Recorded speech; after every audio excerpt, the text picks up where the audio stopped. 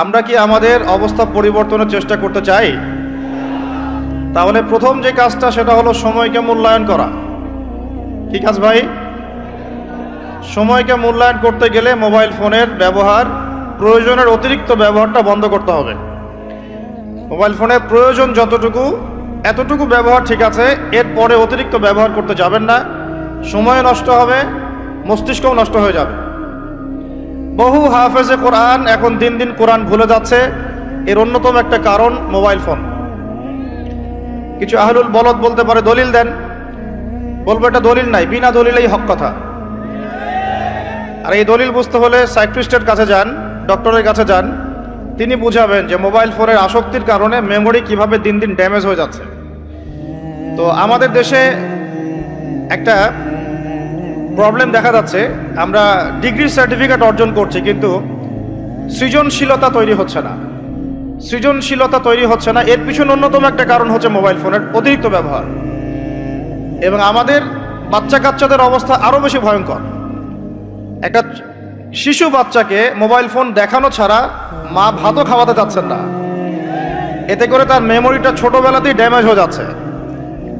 আমরা যারা school college ইউনিভার্সিটির ছাত্রছাত্রী আছি, এদের একটা বড় অংশই, দিনের একটা বড় অংশ মোবাইল ফোনে পড়ে থাকে।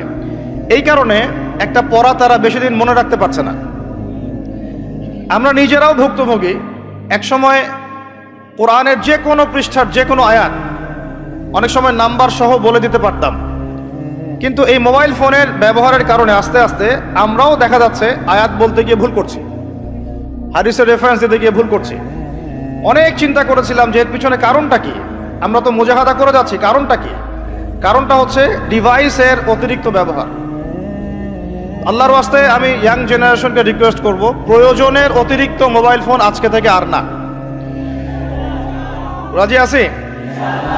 প্রয়োজন যতটুকু এতটুকু, এর অতিরিক্ত মোবাইল ফোন আজকে থেকে আর না। আর এই সামাজিক যোগাযোগ মাধ্যম সবাইকে ব্যবহার করতে হবে না। একটা বিষয় যদি সামনে চলে আসে, এই বিষয়টাকে নিয়ে সবাইকে কথা বলতে হবে না, সবাইকে পোস্ট দিতে হবে না, সবাইকে লিখতে হবে না, সবাইকে শেয়ার করতে হবে না। যারা ওই বিষয়ে বিশেষজ্ঞ তারা সেই বিষয়ে কথা বলবেন। ইনশাআল্লাহ যখন আমরা বিশেষজ্ঞদের থেকে সবার কাছে একটা দায়িত্ব দিয়ে দেই, সবাই যে যার মতো করে বলতে থাকে, তখন ওই বিষয়ের মৌলিকতা নষ্ট হয়ে যায়। এ কারণে আপনি দেখবেন বাংলাদেশের মতো জায়গায় এই জাতিটার একটা মৌলিক সমস্যা হচ্ছে, কোনো ইস্যুই 7 দিনের বেশি স্টে করে না। অক্টোবর মাসের শুরুর দিকে 3 থেকে 6 তারিখের দিকে আমরা যেভাবে হুরমাতুল আকসা, বাইতুল মুকাদ্দাস, প্যালেস্টাইন, গাজা, জেরুজালেম এগুলো নিয়ে যেমন সরব ছিলাম, আস্তে আস্তে আস্তে আমরা এগুলো থেকে দূরে সরে গেলাম, আমরা ভুলে গেলাম। কারণ কি? কারণ আমরা হয়ে গেছে একটা ইস্যু পাগল জাতি। এর অন্যতম একটা কারণ হচ্ছে সামাজিক যোগাযোগ মাধ্যমের যে গঠনমূলক ব্যবহার, এটা আমরা সবাই জানি না, আমরা বুঝি না আমরা কি ব্যবহার করছি, কেন করছি, কিভাবে করা উচিত। যদি সরকার থেকে একটা নীতিমালা দেওয়া হতো আর একটা যোগ্যতার মানদণ্ড দেওয়া হতো যে এই যোগ্যতা না অর্জন করা পর্যন্ত সামাজিক যোগাযোগ মাধ্যমে অ্যাকাউন্ট খুলতে পারবে না, তাহলে দেখতেন সমাজটা সুশৃঙ্খল হয়ে যেত। তো প্রথমে এতগুলো কথা বলার উদ্দেশ্য হচ্ছে যুবকদেরকে একটা বিষয় সচেতন করা, যে আপনার মেধা, আপনার সময়, আপনার প্রতিভা, এই পুরো বিষয়গুলো এখন মোবাইল ফোন খেয়ে ফেলছে আপনাদের। এখন এখান থেকে বের হওয়ার আপনার কাছে পথ যেহেতু নাই, অতএব যতটুকু ইউজ করতে আপনি পারেন প্রয়োজনে অতটুকু ইউজ করবেন, বাকি সময় ফোনে পড়ে থাকবেন না। রাজি আছি? কারণ আমরা বলেছিলাম, আয়াত শুরুতে একটা আয়াত বলেছিলাম, আল্লাহ পাক কোনো জাতির অবস্থা ততদিন পর্যন্ত পরিবর্তন করেন না যতদিন না তারা নিজেরা কি বলেন, নিজেদের অবস্থা পরিবর্তনের চেষ্টা করে। তাহলে প্রথম পরিবর্তনটা শুরু হোক আপনার সময়কে মূল্যায়ন থেকে। আল্লাহ পাক তৌফিক দান করেন। আল্লাহ পাক কিন্তু সূরা আসরে বলেছেন, ওয়াল আসরি, সময়ের কসম, মহাকালের কসম, সময়ের কসম, ইন্নাল ইনসানা লাফি খুসর, আমি আল্লাহ সময়ের কসম করে বলছি পুরো মানব জাতি ক্ষতির মধ্যে আছে। ইল্লাল্লাযীনা আমানু, তারা ব্যতীত যারা ঈমান এনেছে, ওয়া আমিলুস সলিহাত, এবং সৎ আমল সম্পাদন করেছে, ওয়া তাওয়াসাউ বিল হক, পরস্পরকে সত্যের উপদেশ দিয়েছে, ওয়া তাওয়াসাউ বিস সবর, এবং পরস্পরকে ধৈর্যের উপদেশ দিয়েছে। তাহলে আল্লাহ পাক এখানে সময়কে মূল্যায়ন করতে বলেছে। তো তো যদি আমরা জাতিগতভাবে পরিবর্তন চাই এবং এই বিশ্বে আবারও সেই আগের মতো মাথা উঁচু করে বাঁচতে চাই, সবার আগে সময়কে মূল্যায়ন করতে হবে। আল্লাহ পাক তৌফিক এনায়েত করেন, আমিন। আর এই সময়কে মূল্যায়নের পথে বাধাই হচ্ছে স্মার্টফোন। কিভাবে? আমার আজকের আলোচনার টপিক কিন্তু স্মার্টফোন না। শুরু করলাম কারণ আপনারা অনেকেই ফোন বের করে দাঁড়িয়ে আছেন সেলফি তোলার জন্যে, ভিডিও করার জন্যে। এগুলো দিয়ে গাজাবাসীর কোনো উপকার নাই। এইসব করে সারা বিশ্বে নির্যাতিত উম্মার তাদের রক্তের ঋণ শোধ হবে না। এগুলো করে আমাদের মাজলুম বোনদের ইজ্জতের বদলা নেওয়া যাবে না। এগুলো করে আমাদের ভাইদেরকে যে বোম মেরে হত্যা করা হচ্ছে বা এখনো হচ্ছে, ভবিষ্যতেও হয়তো হবে, অতীতেও হয়েছে, এই ঋণ আপনি এসব শোডাউন করে শোধ করতে পারবেন না। এগুলো মৌলিক কাজ নয়, এগুলো মৌলিক কোনো কাজ নয়। এগুলো বরং কোনো কোনো ক্ষেত্রে অতিরিক্ত শোডাউন করতে গিয়ে উপকারের চেয়ে ক্ষতি হয়ে যায় বেশি।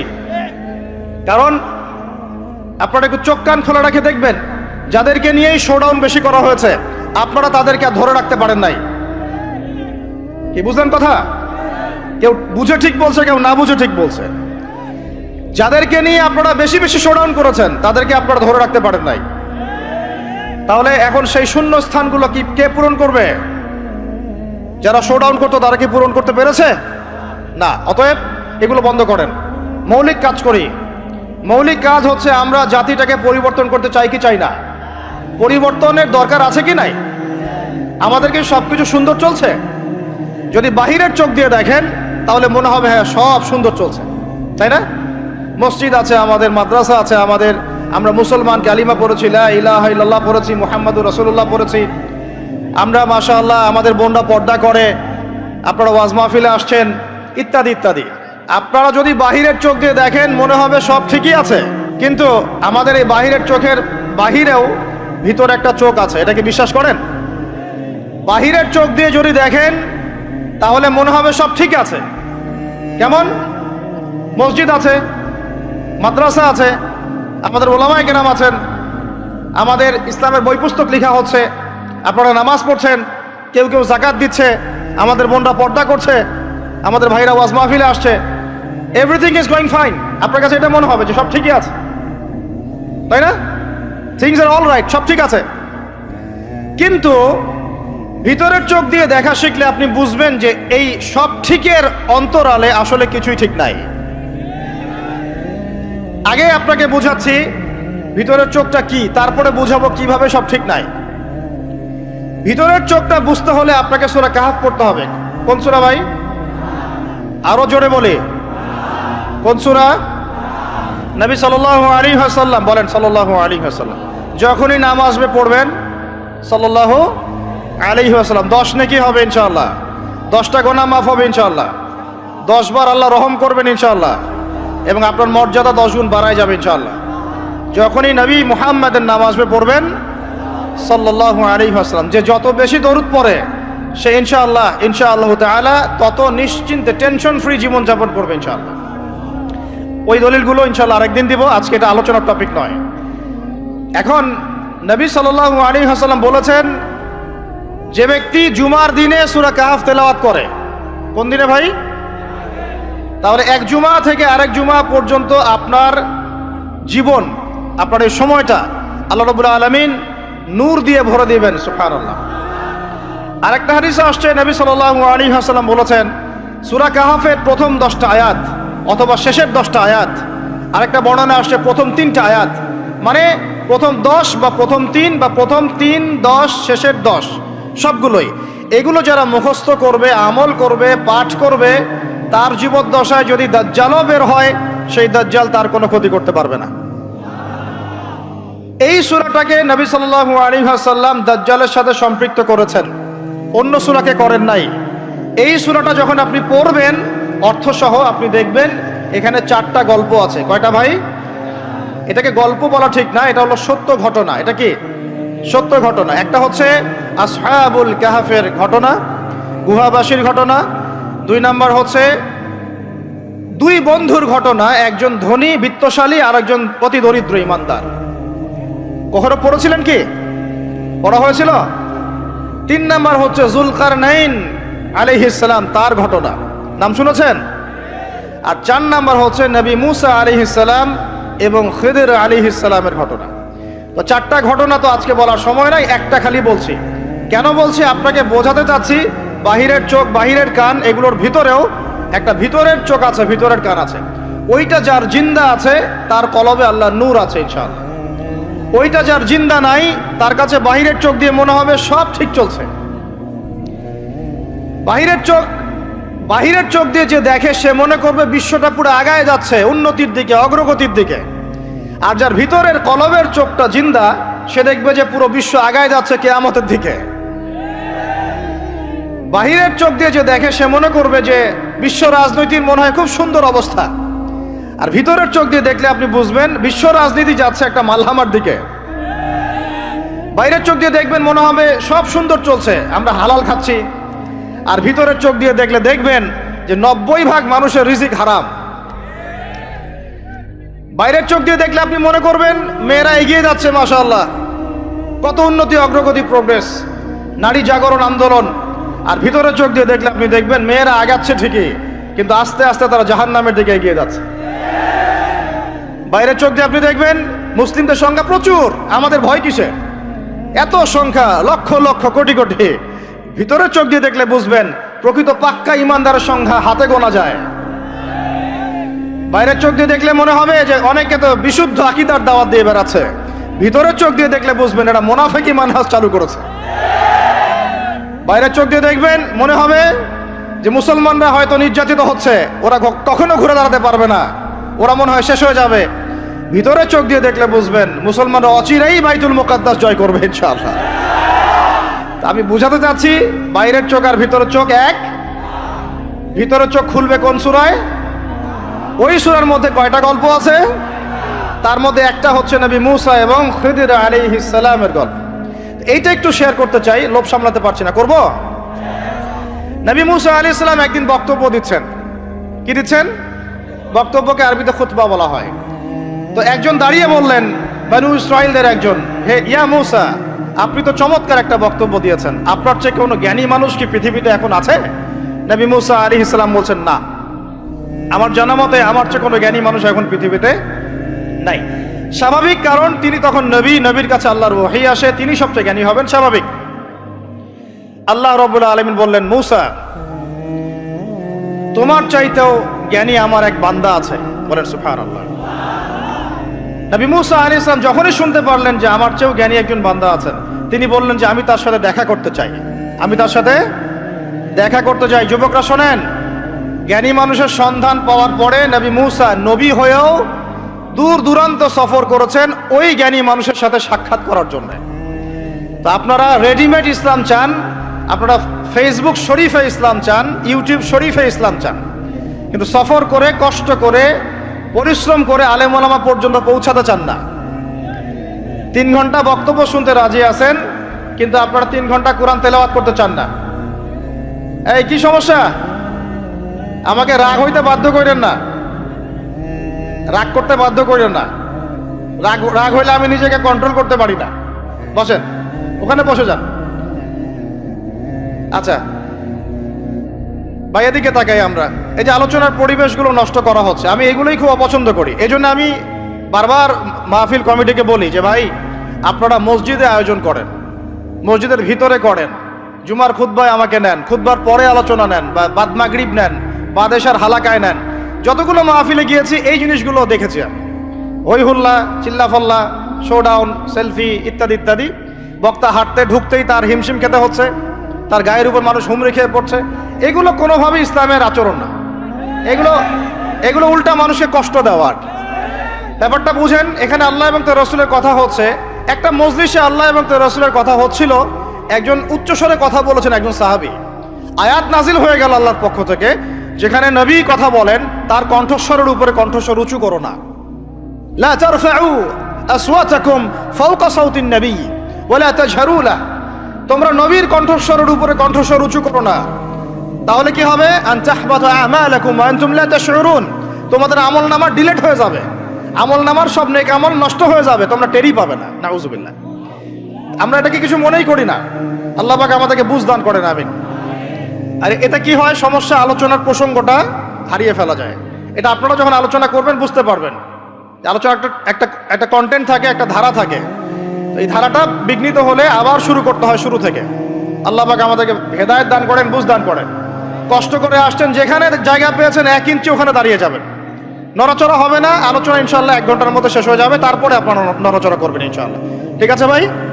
আর যাদের কোনো প্রশ্ন থাকবে একটু লিখিত আকারে আমাদের ভাইদেরকে দিবেন, শেষে আমরা কিছু অ্যান্সার দেওয়ার চেষ্টা করবো ইনশাআল্লাহ তাআলা। কোথায় ছিলাম? আচ্ছা, কোথায় বলেন? মাশাআল্লাহ, আমাদের শ্রোতার অনেক বিচক্ষণ, আল্লাহ পাক তাদেরকে কবুল করেন। আল্লাহ পাক আমাকে জানা অনুযায়ী আমল করার তৌফিক দান করেন, আপনাদেরকে শোনা অনুযায়ী আমল করার তৌফিক দান করেন। তো নবী মুসা আলাইহিস সালাম কি বলেছিলেন? জ্ঞানী মানুষ, তাই তো? তো যখন আল্লাহ পাক বললেন যে না, আমার আরেকজন বান্দা আছে তিনি জ্ঞানী মানুষ, তখন তিনি বললেন যে আমি তার সাথে কি করতে চাই? সাক্ষাৎ করতে চাই। এখান থেকে বলছিলাম যে আপনারা জ্ঞানের জন্য সফর করবেন, ইলম অর্জনের জন্য কি করবেন? সফর করবেন, আলেমদের কাছে যাবেন, তাদের বাসায় যাবেন, সাক্ষাৎ করবেন, মাদ্রাসায় যাবেন, সোহবত নিবেন। সবসময় রেডিমেড জ্ঞান নিতে আসবেন না। তো রেডিমেড জিনিস পেলে মানুষের মূল্য বোঝে না। ওই যে সাহাবীরা যারা রক্ত দিয়ে ইসলাম প্রতিষ্ঠা করেছে, তারা জানতেন ইসলাম কি জিনিস। আমরা রেডিমেড পেয়েছি তো আমরা বুঝি না ইসলাম কি জিনিস, আমরা বুঝি না, বিশ্বাস করেন আমরা বুঝি না। তো যাই হোক, তো মুসা আলাইহিস সালাম বলছেন যদি আমাকে যুগ যুগ ধরে সফর করতে হয় তবুও আমি সফর করব, তারপরেও আমি তার সাক্ষাৎ চাই। আল্লাহ পাক বললেন ঠিক আছে, তুমি তাকে পাবে যখন মাজমাউল বাহরাইন বলা হয়, 2 সমুদ্র যেখানে মিলে যাবে সেখানে তুমি আমার সেই বান্দাকে পাবে। কোথায় পাবে ভাই? 2 সমুদ্র যেখানে মিলে যাবে সেখানে পাবে। এখানে আপনি ভৌগোলিকভাবে ওর ব্যাখ্যা নিতে পারেন, আধ্যাত্মিকভাবেও নিতে পারেন। 2 সমুদ্র বলতে হয়তো বা ভৌগোলিকভাবে বোঝানো হতে পারে, অথবা আধ্যাত্মিকতাও বোঝানো হতে পারে, যে বস্তুবাদী জ্ঞান এবং মারিফতের জ্ঞান যেখানে মিলে যাবে সেখানে। আল্লাহু আ'লাম, আল্লাহ ভালো জানেন। তা নবী মুসা আলাইহিস সালাম তার একজন সঙ্গীকে নিলেন, সেই সঙ্গী একজন যুবক। তরুণরা ভালো করে শোনেন, তরুণদের ত্যাগেই ইসলাম দাঁড়িয়ে আছে আলহামদুলিল্লাহ। এই তরুণরা যদি এই স্মার্টফোন, এই পাবজি, এই ফ্রি ফায়ার, এই মেয়ের প্রতি আসক্তি, ফ্রি মিক্সিং, এই মাদক, এগুলো ছেড়ে দিতে পারে, দিয়ে নামাজি হয়, কোরআনওয়ালা হয়, ওলামায়ে কেরামের সাথে পরামর্শ করে চলে, উম্মার জামার মধ্যে থাকে, একটা ইমারার মধ্যে থাকে, ইনশাআল্লাহ আল্লাহর জমিনে আল্লাহর দ্বীনের একামত কেউ ঠেকাতে পারবে না ইনশাআল্লাহ। দুঃখজনক হচ্ছে আপনারা সেখানে নাই, কিন্তু আপনারা আবেগে আছেন, আবেগ প্রদর্শন করছেন, বিবেক দিয়ে চিন্তা করছেন না, সমালোচনা বেশি করছেন, নিজে কোনো কাজ করছেন না, লেখালেখি করছেন, অনলাইনে বসে আছেন, সমালোচনা করছেন, শেয়ার দিচ্ছেন, লাইক দিচ্ছেন, কিন্তু আপনি আয়নার সামনে দাঁড়ায় চিন্তা করবেন, নিজেকে প্রশ্ন করবেন, এই উম্মার পিছনে আমার কি অবদান? এই উম্মাকে বিজয় করার পিছনে আমার অবদানটা কি? এই দেশকে উন্নতিতে নিয়ে যাওয়ার জন্য আমার অবদানটা কি? আমি আজ পর্যন্ত কি করেছি? দেখবেন জিরো, রেজাল্ট কি? জিরো। এই কাপুরুষ প্রজন্ম দিয়ে দিন কায়েম হবে না। মুখে কথা বলা অনেক সহজ, এরকম চেয়ারে বসে 2টা লেকচার দেওয়া কঠিন। মুখে বলা অনেক সহজ, একটা কনস্ট্রাকটিভ বই লেখা কঠিন। মুখে বলা অনেক সহজ, সাহসিকতার সাথে সমাজের নেমে জাহিলিয়াত দূর করা অনেক কঠিন। তো এই কঠিন কাজগুলো যখন আপনারা দায়িত্ব কাঁধে নেবেন, উম্মার বিজয় হয়ে যাবে ইনশাআল্লাহ। আল্লাহ পাক আমাদের কবুল করেন, আমিন। যুবক একজনকে সাথে নিয়ে নবী মুসা আলাইহিস সালাম হাঁটছেন। এই ব্যক্তির নামও বলে দেই, তার নাম হচ্ছে ইউশা বিন নুন। কি নাম? তিনি পরবর্তীতে নবী হয়েছিলেন, এবং তার পরবর্তীতে এই যে তালুত নাম শুনেছেন, যাকে সেনাপতি করা হয়েছিল, মনে আছে? ভুলে গেছেন, আপনারা পড়েন নাই মনে হয়, সূরা বাকারার শেষের দিকে আছে।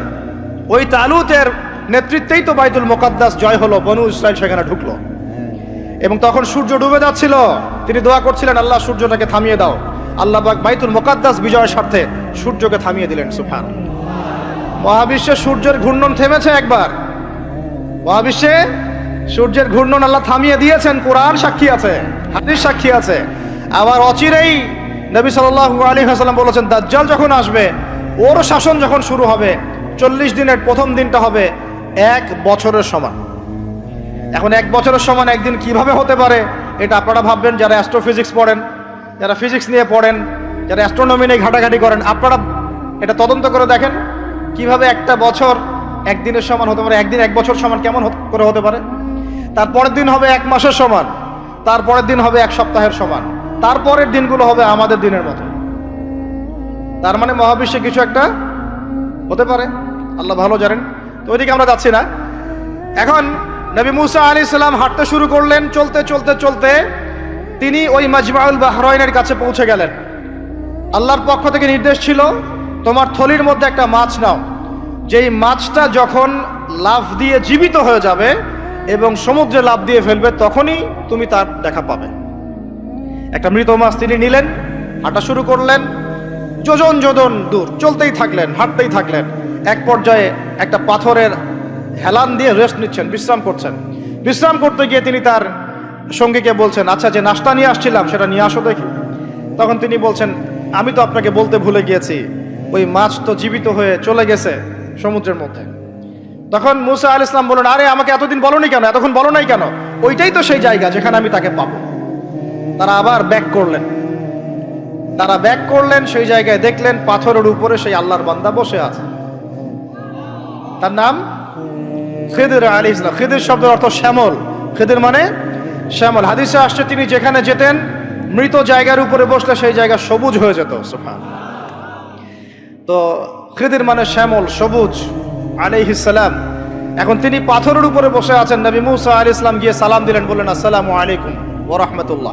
তখন তিনি বলছেন, ওয়া আলাইকুম আসসালাম ওয়া রাহমাতুল্লাহি ওয়া বারাকাতুহু। তো মুসা আলাইহিস সালাম বলছেন, আমি মুসা। তখন খিদির আলাইহিস সালাম বলছেন, তুমি কি বনু ইসরাইলের মুসা? তুমি কি বনু ইসরাইলের মুসা? মানে বুঝাতে চাচ্ছি খিদির আলাইহিস সালাম বনু ইসরাইলদের কেউ নন। পৃথিবীর সবচেয়ে জ্ঞানী মানুষ বনু ইসরাইলদের মধ্যে নন, তিনি বনু ইসরাইলের বাইরে কেউ একজন। তাই এখনকার যে স্টেট অফ ইসরায়েল দাবি করে যে তারা হচ্ছে ইহুদি এবং তারা বনু ইসরাইল, তারাই পৃথিবীর সবচেয়ে এলিট সোসাইটি, বাকি সবাই তেলাপোকা, ওদের এই দলিল, এই কথার উল্টা দিকে কোরআন কথা বলেছে। খিদির বনু ইসরাইলের কেউ ছিল না। তো পৃথিবীর সবচেয়ে সেরা মানুষ, জ্ঞানী মানুষকে খুঁজতে হলে নবী মুহাম্মদ সাল্লাল্লাহু আলাইহি ওয়াসাল্লামের উম্মতে আসতে হবে। কথা বুঝতে পারছেন? পরতে পরতে দলিল আছে, একটু ঠান্ডা মাথায় গভীরভাবে ভাবার চেষ্টা করতে হবে। তো এখন খিদির আলাইহিস সালামকে নবী মুসা আলাইহিস সালাম বলছেন যে, হাল আদুল্লুকা আলা আন তুআল্লিমানি মিম্মা উল্লিমতা রুশদা। আমি শুনেছি আল্লাহ আমাকে বলেছেন যে আপনি পৃথিবীর সবচেয়ে জ্ঞানী মানুষ, তাহলে আমি কি আপনার সাথে সঙ্গী হতে পারি, সফর করতে পারি, যে আপনাকে আল্লাহ পাক যে জ্ঞান শিক্ষা দিয়েছেন আপনি আমাকেও শেখাবেন?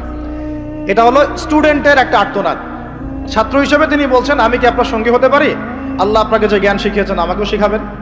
দেখেন, একজন নবী এই কথা বলছেন। আর আমাদের তো মাশাআল্লাহ, ওই যে বললাম, জ্ঞান শেখার কোনো ফিকির নাই। 6 মাসের একটা কোর্স করতে পারি না। কোরআন তেলাওয়াত শিখবো, 3 মাসের কোর্স করতে পারি না। 3 ঘন্টা ওয়াজ শুনতে রাজি, 3 ঘন্টা আমরা বই পড়তে পারি না। তো এই প্রজন্মটা দিয়ে হবে না ভাই। আমি আপনাদেরকে পরিবর্তন করতে চাই, আল্লাহ পাক যেন কবুল করেন, তৌফিক দান করেন। এখন খিদির আলাইহিস সালাম বলছেন, ইন্নাকা লান তাস্তাতিআ মাইয়া সাবরা।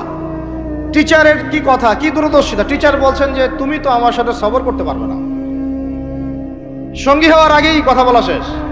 আপনি এসে আমাকে বলছেন, ভাই আপনার সাথে কি সফর করতে পারি, একটু এলেম শেখাবেন, আর আমি বলছি আপনি তো সফর করতে পারবেন না। তো কি পরিমাণ জ্ঞান, গভীরতা, দূরদর্শিতা থাকলে, ভবিষ্যৎ সম্পর্কে দূরদর্শিতা থাকলে তিনি আগেই বলতে পারেন যে আপনি সফর করতে পারবেন না। ক্লাসে আপনি পড়িয়েছেন মনে করেন 100 জন বাচ্চাকে, শেষে আপনি বললেন যে অমুক আব্দুর রহমান সে ফার্স্ট হতে পারে, এবং আব্দুর রহিম তুমি ভালো স্টুডেন্ট না, তুমি দুষ্টামি করো, পড়াশোনা করো না, তুমি ফার্স্ট হতে পারবে না, লাস্ট হবা তুমি। তো রেজাল্টের দিন দেখা গেল সত্যি সত্যি আব্দুর রহমান ফার্স্ট হয়েছে, আব্দুর রহিম লাস্ট হয়েছে। তার মানে কি টিচার গায়েবের খবর জানে? এটা কি তার হিকমা, তার প্রজ্ঞা, তার বাসিরা, তার অভিজ্ঞতা? আল্লাহ পাক তাকে সেই জ্ঞানটা দিয়েছিলেন। মুসা আলাইহিস সালামকে মুখের উপর বলে দিলেন যে তুমি তো আমার সাথে সবর করতে পারবে না। মুসা আলাইহিস সালাম বলছেন, সাতাজিদুনি ইনশাআল্লাহু সাবিরান ওয়ালা আ'সি লাকা আমরা। ইনশাআল্লাহ আপনি আমাকে ধৈর্যশীল পাবেন এবং আমি আপনার কাজে কোনো বিঘ্ন সৃষ্টি করব না। তখন তিনি বলছেন, ঠিক আছে, যদি তুমি আমার সাথে যেতেই চাও তাহলে ফালা তাসআলনি আন শাই, আমার সাথে চলতে গেলে কোনো প্রশ্ন করা যাবে না। কেমন টিচার! টিচার দেখেন, আমার সাথে চলো, জ্ঞান অর্জন করতে চাও করো, কোনো প্রশ্ন করতে পারবে না। একটা হাদিসেও আসছে, একটা কম ধ্বংস হয় যখন নবীদেরকে অতিরিক্ত প্রশ্ন করে, এটা কেন, ওইটা কেন, ওইটা কেন। বেশি প্রশ্ন করতে হয় না, অতিরিক্ত প্রশ্ন করতে হয় না। তো যাই হোক, সফর শুরু হলো। ফানতালাকা, তারা হাঁটা শুরু করলেন। হাত্তা ইযা রাকিবা ফি সাফিনাতি খারাকাহা, চলতে চলতে একটা নদী আসলো। তো এই নদীর পার হয়ে আরেক জায়গায় যেতে হবে, কিন্তু এটা পার হওয়ার জন্য তাদের কাছে অর্থ নাই। এক নৌকার মাঝি, সে বিনামূল্যে এটাকে পার করার জন্য প্রস্তাব দিল, ঠিক আছে বিনামূল্যে পার করে দিব। সেই নৌকায় করে তারা যখন যাচ্ছেন, যেতে যেতে তীরে পৌঁছার আগেই সেই নৌকার তলদেশটা খিদির আলাইহিস সালাম ফুটা করে দিলেন। নেন এখন, কাজটা দেখে কি ভালো মনে হচ্ছে না খারাপ? আমি আপনার গাড়িতে করে ধরেন যাচ্ছি, গাড়িটা যখন আপনি আমার বাসা পর্যন্ত পৌঁছে দিবেন, তার আগে নামলাম, নাইমা আপনার টায়ার চারটা পাস্ট করে দিলাম, আপনি আমাকে কি বলবেন? কিছু বলবেন না, ফেসবুকে গিয়ে স্ট্যাটাস দিবেন অথবা লাইভে আসতে পারেন, তাই না? এই আর কি। তো নবী মুসা আলাইহিস সালাম রিঅ্যাক্ট করলেন যে লাকাদ জি'তা শাইআন ইমরা, আপনি তো একটা অন্যায় কাজ করলেন মনে হচ্ছে। এটা কেন করলেন? যারা আমাদেরকে বিনামূল্যে বিনা পারিশ্রমিকে পার করে দিল, আপনি ওই নৌকা ফুটা করে ফেললেন। তখন খিদির আলাইহিস সালাম বললেন যে আমি তো তোমাকে বলেছি, আলাম আকুল লাক, আমি কি তোমাকে বলি নাই ইন্নাকা লান তাসতাতিআ মাইয়া সাবরা, তুমি আমার সাথে সবর করতে পারবে না? মুসা আলাইহিস সালাম বলছেন যে ঠিক আছে, আমি যে ভুলে গিয়েছি এজন্য আমাকে পাকড়াও করেন না, আমি যে ভুলে গিয়েছি কথাটা, এজন্য আমাকে পাকড়াও করেন, একটা চান্স দেন আমাকে। তো ঠিক আছে চলো আবার। ফানতালাকা, আবার তারা চলা শুরু করলেন। হাত্তা ইযা লাকিয়া গুলামান ফাকাতালা, এবার একটা ছোট্ট বালকের সাথে দেখা হলো। এই 8 বছর 10 বছর বয়স হবে, এই গোলাম বালকের সাথে দেখা হলো। ফাকাতালাহু, এবার খিদির আলাইহিস সালাম তাকে হত্যা করলেন। একটা বাচ্চাকে, এটা কেমন হলো? নৌকা ফুটা করার চেয়ে বেশি ভারী না হালকা? আরো ভারী। মুসা আলাইহিস সালাম বলছেন লাকাদ জি'তা শাইআন নুকরা, আপনি তো এবার জঘন্য একটা কাজ করলেন, আপনি তো পুরো একটা নিষ্পাপ বাচ্চাকে হত্যা করে ফেললেন। তারপরে বললেন যে এরপর যদি আর একটা প্রশ্ন করো তাহলে তোমার সাথে আমার আর চলা হবে না, লাস্ট চান্স। ঠিক আছে চলেন। এবার চলতে চলতে ফানতালাকা হাত্তা ইযা আতায়া আহলা ক্বরিয়াতিন ইসতাতআমা আহলাহা ফাআবাউ আন ইউদাইফুহুমা, কোরআনে আসছে একটা করিয়া মানে একটা গ্রামের মধ্যে তারা ঢুকলেন। সেই গ্রামে ঢুকে মেহমানদারি চাইলেন, নাস্তা পানি চাইলেন আর কি। তো তারা মেহমানদারি করলো না, দূর দূর করে তাড়িয়ে দিল। অনেকটা আমাদের ওই কলকাতার দাদা বাবুদের মতো আর কি, জিজ্ঞাসা করো যে খেয়ে আসছেন না খেয়ে যাবেন। এটা আমাদের আস্তে আস্তে আমাদের মধ্যে ছড়ায় পড়তেছে আর কি। মেহমান আসলে বিরক্ত হয়, কবে যাবে সেই ফিকির করে। তো এরা মেহমানদারি করলো না, উল্টা তাকে তাড়িয়ে দিল। তো যাই হোক, এখন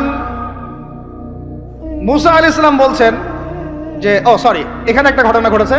খিদির আলাইহিস সালাম দেখলেন যে বাড়ি থেকে তাদেরকে তাড়িয়ে দেওয়া হলো, মেহমানদারি করা হলো না, ওই বাড়ির একটা দেয়াল ধসে পড়ে গেছে, ওই বাড়ির একটা দেয়াল ধসে পড়ে গেছে।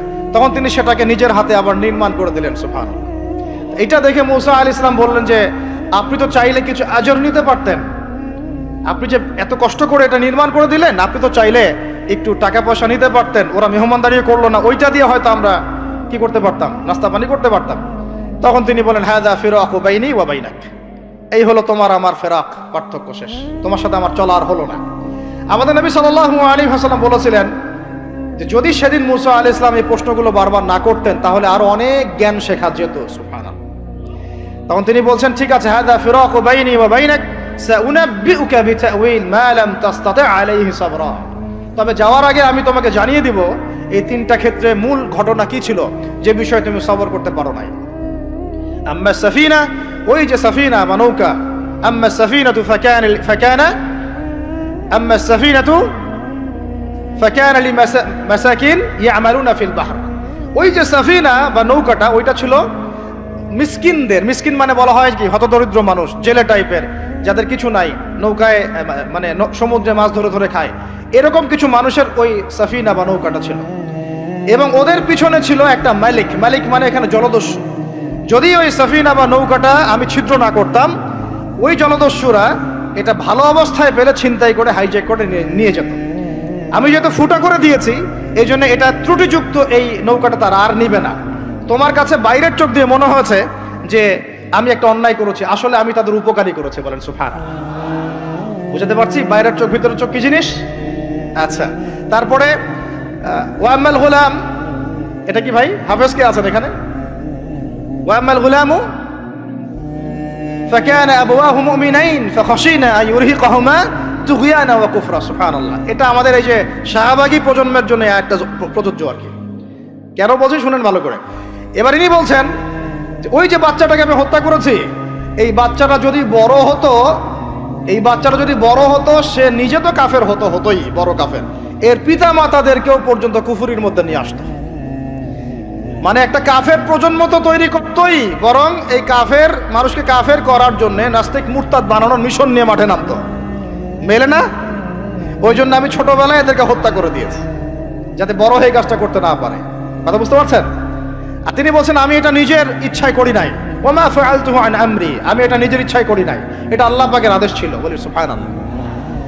আর ওয়াম্মাল জিদার فكان لغلامين يتيمين في المدينة وكان تحته كنز لهما সুবহানাল্লাহ।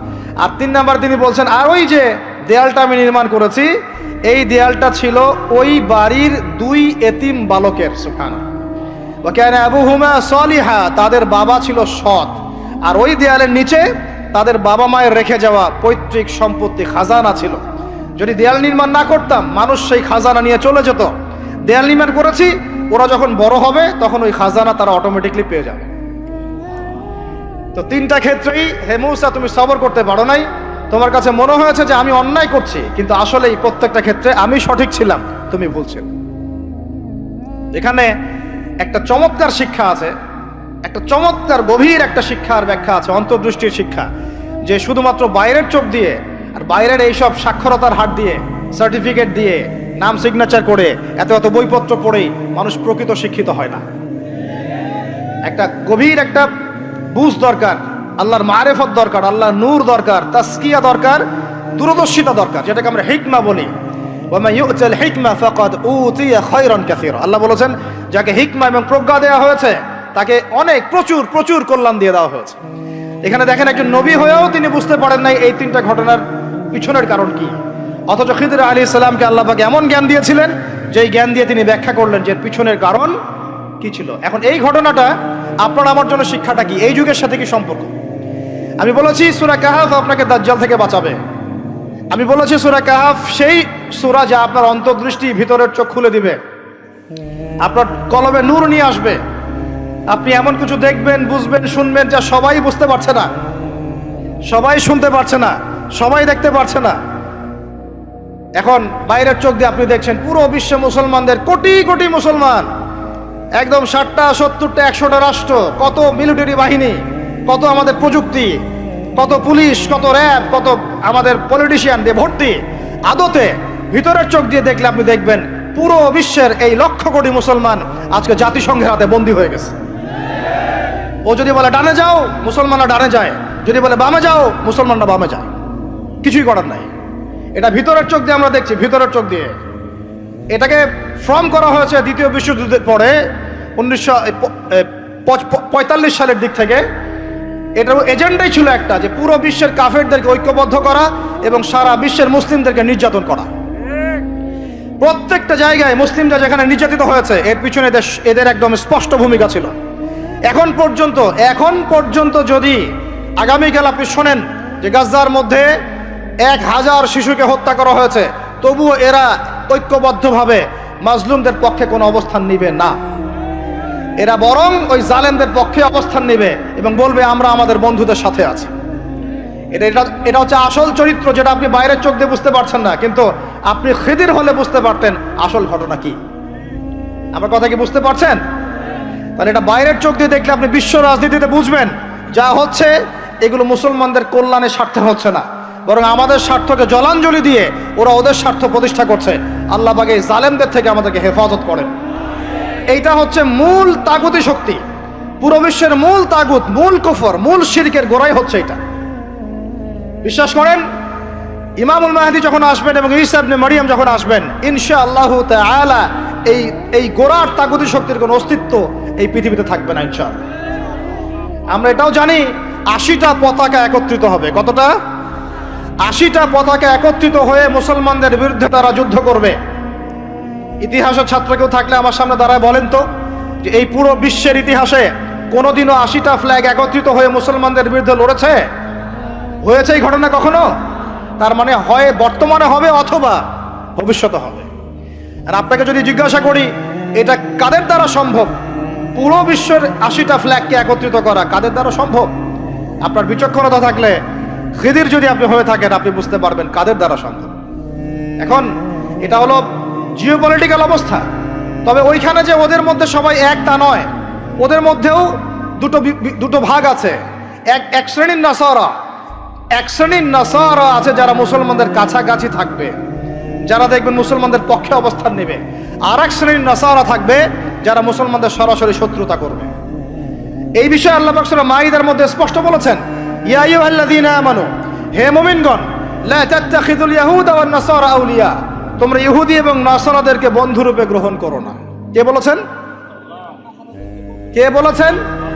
এখন আপনি কি আল্লাহর দিকে তেরে আসবেন? আপনি কি আল্লাহর সামনে আল্লাহর দিকে তেরে আসবেন? হ্যাঁ, আল্লাহ আপনি কেন এই কথা বললেন, আপনি কেন অসাম্প্রদায়িক কথা বললেন, এমন কথা বলবেন? আল্লাহ বলছেন সূরা মাইদা আয়াত নাম্বার 51-তে, কত নাম্বার? আল্লাহ বলছেন, ইয়া আইয়ুহাল্লাযীনা আমানু, হে মুমিনগণ, তোমরা যদি মুমিন হয়ে থাকো, লা তাত্তাখিযুল ইয়াহুদা ওয়ান নাসারা আউলিয়া, ইহুদি এবং নাসারাদেরকে বন্ধুরূপে গ্রহণ করো না। এখন কি আল্লাহ পাক সব ইহুদিকেই বলছেন, সব ইহুদি সব নাসারাকেই বলছেন, সব খ্রিস্টানকে বলছেন? উত্তর না। কাদেরকে বলছেন? বা'দুহুম আউলিয়াউ বা'দ, ইহুদি নাসারার মধ্যে যারা একে অপরের বন্ধু, ইহুদি নাসারাদের মধ্যে যারা একে অপরের বন্ধু, আল্লাহ পাক তাদেরকে আমাদেরকে বন্ধুরূপে গ্রহণ করতে নিষেধ করেছেন। কেন? আল্লাহ পাক বলেছেন, ওয়া মান ইয়াতাওয়াল্লাহুম মিনকুম ফাইন্নাহু মিনহুম, তোমাদের মধ্যে কেউ যদি ওদের দিকে চলে যায়, ওদের দিকে মুখ ফিরায়, ওদের সাথে বন্ধুত্ব করে, অ্যালায়েন্স করে, তাহলে সে এই উম্মার কেউ না, সে তাদের অন্তর্ভুক্ত হয়ে যাবে। নাউযুবিল্লাহ। এখন আপনি বলেন তো, সারা বিশ্বের ইহুদি এবং খ্রিস্টানরা কি একসাথে আছে? না, ওদের মধ্যে কিন্তু বিভক্তি আছে, আছে না? ওদের মধ্যে বিভক্তি আছে।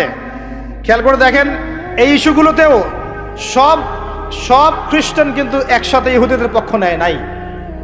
ভালো করে খেয়াল করে দেখবেন, বোঝার চেষ্টা করবেন, ওয়ার্ল্ড অ্যাফেয়ার্স বুঝবেন। ওদের মধ্যে ডিভাইডেশন আছে। আল্লাহ পাক বলছেন, সব ইহুদি সব খ্রিস্টান খারাপ এমন নয়, তাদের মধ্যেও ভালো মানুষ আছে। কিন্তু যে ইহুদি যে খ্রিস্টানরা একে অপরের বন্ধু, তাদেরকে তোমরা বন্ধুরূপে গ্রহণ করো না। তাহলে আমাকে বলেন তো, স্ট্রেট ফরওয়ার্ড বলি, যে যারা প্যালেস্টাইনে জুলুম করছে, যে জারজ রাষ্ট্র, তাদের বন্ধু কোন খ্রিস্টানরা?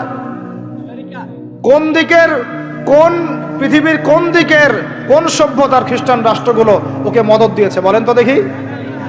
সর্বপ্রথম ওকে বড় করেছে ব্রিটেন। কে বড় করেছে? এবং এই পশ্চিমা সভ্যতা, ওর সাথে আরো অনেকগুলো কান্ট্রি আছে। তারপরে দ্বিতীয় বিশ্বযুদ্ধের পর 1914 সালে যখন অটোম্যানদেরকে পরাজিত করা হয়েছে, তখন ব্রিটেন ইহুদিদেরকে ঢুকিয়েছে জেরুজালেমে। তারপরে পেলে বড় করেছে। তারপর যখন ওরা একটু শক্তিশালী হয়ে গেছে, তখন ব্রিটেনের রোল শেষ। দ্বিতীয় বিশ্বযুদ্ধের পর সে দায়িত্ব চাপিয়ে দিয়েছে আমেরিকার হাতে।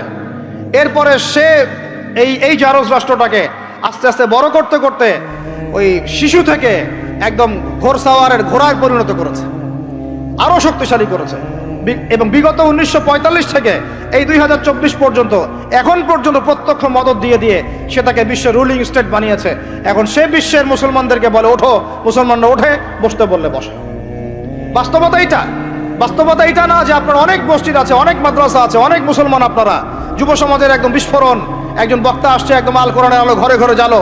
আদতে এগুলোর কোনো মূল্য হচ্ছে না। আদতে এগুলো দিয়ে সারা বিশ্ব দিন প্রতিষ্ঠা হচ্ছে না। কারণ বিশ্বের বাস্তবতা আমরা বুঝতে পারি নাই। বিশ্বের বাস্তবতা বুঝতে হলে খিজির হতে হবে। বিশ্বের বাস্তবতা এইটাই যে ওরা এখন এত শক্তিশালী একটা অবস্থায় গিয়েছে, ওখান থেকে আমাদেরকে তারা কন্ট্রোল করা শুরু করেছে বিগত প্রায় 100 বছর থেকে। কত বছর থেকে? এগুলো আমাদের হুঁশই নাই। আমরা মনে করি, মাশাআল্লাহ, আমি 5 ওয়াক্ত নামাজ পড়ি, কাম খালাস, আমি যাকাত দিয়েছি, কাম খালাস, আমি একদম পর্দা করি, মাশাআল্লাহ, সব কাম খালাস, আমি একটা মসজিদ করেছি, বাস কাম খালাস, আমি মাশাআল্লাহ একটা মাদ্রাসা চালাই, বাস দিন কায়েম হয়ে গেছে। No, not at all. Question কালেও না। যতদিন পর্যন্ত মুসলমানরা আবার সেই ওমর ইবনুল খাত্তাবের শাসন কায়েম করতে পারে নাই, এই বিশ্বে মুসলমানরা স্বাধীন নয়। আমরা এখনো স্বাধীনতা অর্জন করতে পারি নাই। আমরা সেদিন স্বাধীনতা অর্জন করতে পারবো যেই দিন বাইতুল মুকাদ্দাস আমাদের হাতে হবে ইনশাআল্লাহ। ওই দিন আমরা 10 গুণ মূল্য আদায় করবো ইনশাআল্লাহ। এই যে আমাদের এক একটা ভাই, এক একটা বোন, এক একটা আমাদের শিশু, এদের এক একটা রক্তের, মাজলুমদের রক্তের 10 গুণ চড়া মূল্য আদায় করবো ইনশাআল্লাহ। আল্লাহ নবী সেটা বলেছেন যে ইহুদিদের বিপক্ষে কথা বলবে পাথর এবং গাছ। পাথর এবং গাছ পর্যন্ত, হাত্তা ইয়াকুলুশ শাজার ওয়াল হাজার, এমনকি গাছ এবং পাথর কথা বলা শুরু করবে, ইয়া মুসলিম, হে মুসলিম সৈন্য, ইন্না ওয়ারাইল ইয়াহুদ, আমার পিছনে ইহুদি সৈন্য দাঁড়িয়ে আছে, তাল ফাকতুলহু, আসো একে হত্যা করে যাও। এই দৃশ্য দেখার জন্য এখনো এই সভ্যতা বাকি আছে ইনশাআল্লাহ তাআলা। ইনশাআল্লাহ আমরা 10 গুণ চড়া মূল্য আদায় করবো ইনশাআল্লাহ। আমাদের মাজলুম ভাইদেরকে হত্যা করা হয়েছে, আমাদের বাচ্চাদেরকে বোম মেরে হত্যা করা হয়েছে, আমাদের বোনদেরকে দিনের পর দিন ধর্ষণ করা হয়েছে, বিগত 100 বছর হয়ে গেল। আর আশপাশে অনেক মুনাফিক বসে আছে, এরা টু শব্দ পর্যন্ত করতে পারে নাই। ধিক তোমাদের রাজতন্ত্রের উপরে, তোমাদের ক্ষমতার উপরে ধিক্কার জানাই আমরা। যেই ক্ষমতা নিয়ে তোমরা ইহুদিদের বিরুদ্ধে দাঁড়াতে পারো না, এই ক্ষমতার উপর আমরা ধিক্কার জানাই। ওর যে ওই মাজলুম ভাইরা অনেক ভালো, যারা ওই গুটি কয়েক লাঠিসোঁটা নিয়ে এদের প্রতিবাদ করেছে। ইনশাআল্লাহ এই প্রতিবাদ কিয়ামত পর্যন্ত থাকবে ইনশাআল্লাহ। আর আমাদের সরকার যদি আমাদেরকে সুযোগ করে দেয়, ইনশাআল্লাহ আমরা সেখানে শরীক হব ইনশাআল্লাহ। আমরা তো আর বিচ্ছিন্নভাবে শরীক হতে পারবো না। আমরা একটা জাতি গঠন করব। আমরা তো রাষ্ট্রের বাইরে না, আমরা সরকারের বাইরে না, আমরা বিদ্রোহী না, আমরা সরকারের বিরুদ্ধে কোনো অবস্থান নেই না। আমরা দাবি জানাবো, যদি আমাদের প্রত্যেক সদস্যকে, মানে আমাদের এই যে আমাদের দেশের যারা প্রশাসনে আছেন, আমজনতার মধ্যে আছেন, যাদের মধ্যে জিহাদের জজবা আছে, যারা ইহুদিদের সাথে জিহাদ করতে চায়, এই মানুষগুলোকে আপনারা প্রশিক্ষিত করেন, করে গাজায় পাঠান ইনশাআল্লাহ।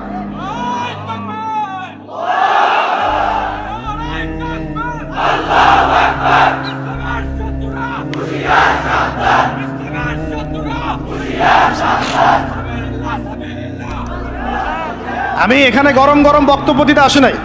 এখানে গরম গরম বক্তব্য দিয়ে আপনাদেরকে উত্তেজিত করা আমাদের উদ্দেশ্য না। উদ্দেশ্য হচ্ছে বিশ্বের প্রেক্ষাপটটা বোঝানো। এই বিশ্বে আমরা স্বাধীন হতে এখনো পারি নাই। যেদিন পারবো, কোন দিন পারবো? যেদিন বাইতুল মুকাদ্দাস আমাদের হাতে আসবে। বিশ্বাস করেন, ওই জায়গা থেকেই ইনশাআল্লাহ অচিরে ঈসা ইবনে মারিয়াম সারা বিশ্বকে শাসন করবে ইনশাআল্লাহ। ওই সময় দেখবেন মুসলমানরা স্বাধীনতা কাকে বলে। আমি বলেছি, এক একটা জুলুমের 10 গুণ চড়া হিসাব। এটা হবেই, আমরা পারি আর না পারি, আমরা বেঁচে থাকি আর না থাকি, আপনারা থাকেন আর না থাকেন, আমাদের বাচ্চারা থাকুক আর না থাকুক, একটা প্রজন্ম আল্লাহ পাক নিয়ে আসবেন। একটা প্রজন্ম আল্লাহ পাক নিয়ে আসবেন। আমি বলছি, ওই প্রজন্ম টিকটক প্রজন্ম না, ওই প্রজন্ম এইসব মানে সেলফি সোডাও নাইওয়াস প্রজন্ম না। ওই প্রজন্ম এরকম না যে নামাজ পড়ে না, কোরআন তেলাওয়াত করে না। ওই প্রজন্ম এমন না দাওয়াতের মেহনত নাই, ওই প্রজন্মের জিহাদের কোনো জজবা নাই, ওই প্রজন্মের মধ্যে ইসলামের শারঈ কোনো জ্ঞান নাই, ওলামায়ে কেরামের কোনো সোহবত নাই, দিন প্রতিষ্ঠার কোনো ফিকির নাই। এমন প্রজন্মের কোনো প্রয়োজন নাই আমাদের। আমাদের এমন প্রজন্মের দরকার, যে প্রজন্মের প্রত্যেকটা যুবক ভাই নামাজি, কোরআনওয়ালা, সুন্নতওয়ালা, সুন্নতের পাবন্দ এবং তাহাজ্জুদ গোজার। এক কথায় রাতের বেলার দরবেশ, দিনের বেলার ঘোড়সাওয়ার। এইরকম প্রজন্ম যখন আমরা করতে পারবো, ওই দিন ইনশাআল্লাহ এই মাহফিল বলেন, এই মসজিদ, মাদ্রাসা, এই রাষ্ট্র সব সফল হবে ইনশাআল্লাহ। এখন শুধু বেসিক কাজ করা হচ্ছে। আমাদের মূল গন্তব্য বাইতুল মুকাদ্দাস। ওইটা না আসা পর্যন্ত আমাদের শান্তি নাই, ঘুম নাই। কারণ ওরা আপনাকে ঘুমাতে দিবে না তো। আপনারা কি মনে করেছেন যে ওরা শুধু অতটুকু গাজার ওই অতটুকু জায়গায় চায়? কোশ্চিন কালেও নয়। যে আরবরা ওদের বিরুদ্ধে এখন কথা বলতে সাহস পাচ্ছে না, ওই এক একটা আরব রাষ্ট্র ওরা দখল করে ছাড়বে দেখে নিয়ে। আমি যদি ওটা চাচ্ছি না, দোয়া করি না, কিন্তু ওদের এজেন্ডা এটাই যে পুরো, আমি আখিরুজ্জামানের স্টুডেন্ট, ওদের এজেন্ডা জায়নিজম, পেট্রোডলার থেকে শুরু করে প্যালেস্টাইন ইস্যু নিয়ে আমি আলহামদুলিল্লাহ বিগত 5-7 বছর থেকে পড়াশোনা করেছি। আমি আমার টুপির নিচ থেকে কথা বলছি না। ওদের এজেন্ডা হচ্ছে পুরো হোলি ল্যান্ডটা তারা দখল করতে চায়। হোলি ল্যান্ড কাকে বলে এটাও তো আমরা জানি না। ওরা শুধুমাত্র ওই ওয়েস্টার্ন ব্যাংক আর বাইতুল আকসা, বাইতুল মুকাদ্দাস আর এই গাজার অংশটুকু দখল করতে ওখানে আসে নাই। ওরা এসেছে পুরো হোলি ল্যান্ডটাকে দখল করতে। আমি ওলামা সম্মেলনে বলেছিলাম, পুরো হোলি ল্যান্ড তারা দখল করতে এসেছে। হোলি ল্যান্ড মানে মিশরের নীল নদ থেকে শুরু করে ইরাকের ইউফ্রেটিস নদী পর্যন্ত এই পুরো জায়গাটা তারা দখল করতে চায়। কেন চায়? কারণ তারা মনে করে ওই জায়গাটা সৃষ্টিকর্তা তাদেরকে দিয়েছেন। নাউজুবিল্লাহ। তারা মনে করে ওইটা হচ্ছে তাদের মসিহ আসার জায়গা, এবং ওই জায়গা থেকে তাদের মসিহ, তথাকথিত মসিহ মানে মসিহুদ দাজ্জাল, পুরো বিশ্বকে শাসন করবে এবং তারা তাকে সঙ্গ দিবে। এটা ওদের এজেন্ডা, এটা ওদের ভিশন। যত কিছু ওরা পৃথিবীতে করছে এই ভিশনটাকে কাজে লাগিয়ে, এই ভিশনটাকে পিছনে রেখে তারা এই কাজগুলো করছে। এটা আপনি বুঝতে পারবেন না বাইরের চোখ দিয়ে, ভিতরে চোখ দিয়ে পড়াশোনা করেন, খেদির হন, বুঝতে পারবেন। ওরা বাইতুল মুকাদ্দাস চায় না, পুরো হোলি ল্যান্ডটাই দখল করতে চায়।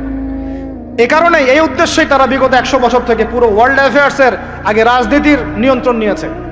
কিসের নিয়ন্ত্রণ নিয়েছে? আপনি নিচু নিচু জায়গায় যত কথাই বলেন, ওই জায়গার ক্ষমতা আপনার হাতে না থাকলে আপনি জনগণকে সর্বোচ্চভাবে ইসলামের দিকে আনতে পারবেন না।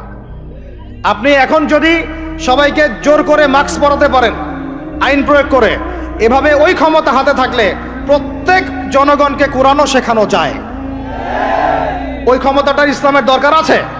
যদি যদি ওই ক্ষমতার বলে প্রত্যেক মানুষকে মসজিদে সোশ্যাল ডিস্টেন্স মেনটেন করানো যায়, তাহলে ওই ক্ষমতা যদি হাতে থাকতো প্রত্যেক মা বোনকে পর্দা করানো যেত, প্রত্যেক যুব ভাইকে দিন শেখানো যেত, বাধ্যতামূলক কোরআন শিক্ষাও চালু করা যেত, বাধ্যতামূলক কোরআন শিক্ষার সাথে হাদিসের শিক্ষা চালু করা যেত, সিলেবাসের মধ্যে নবীর সিরাত সংযোজন করা যেত।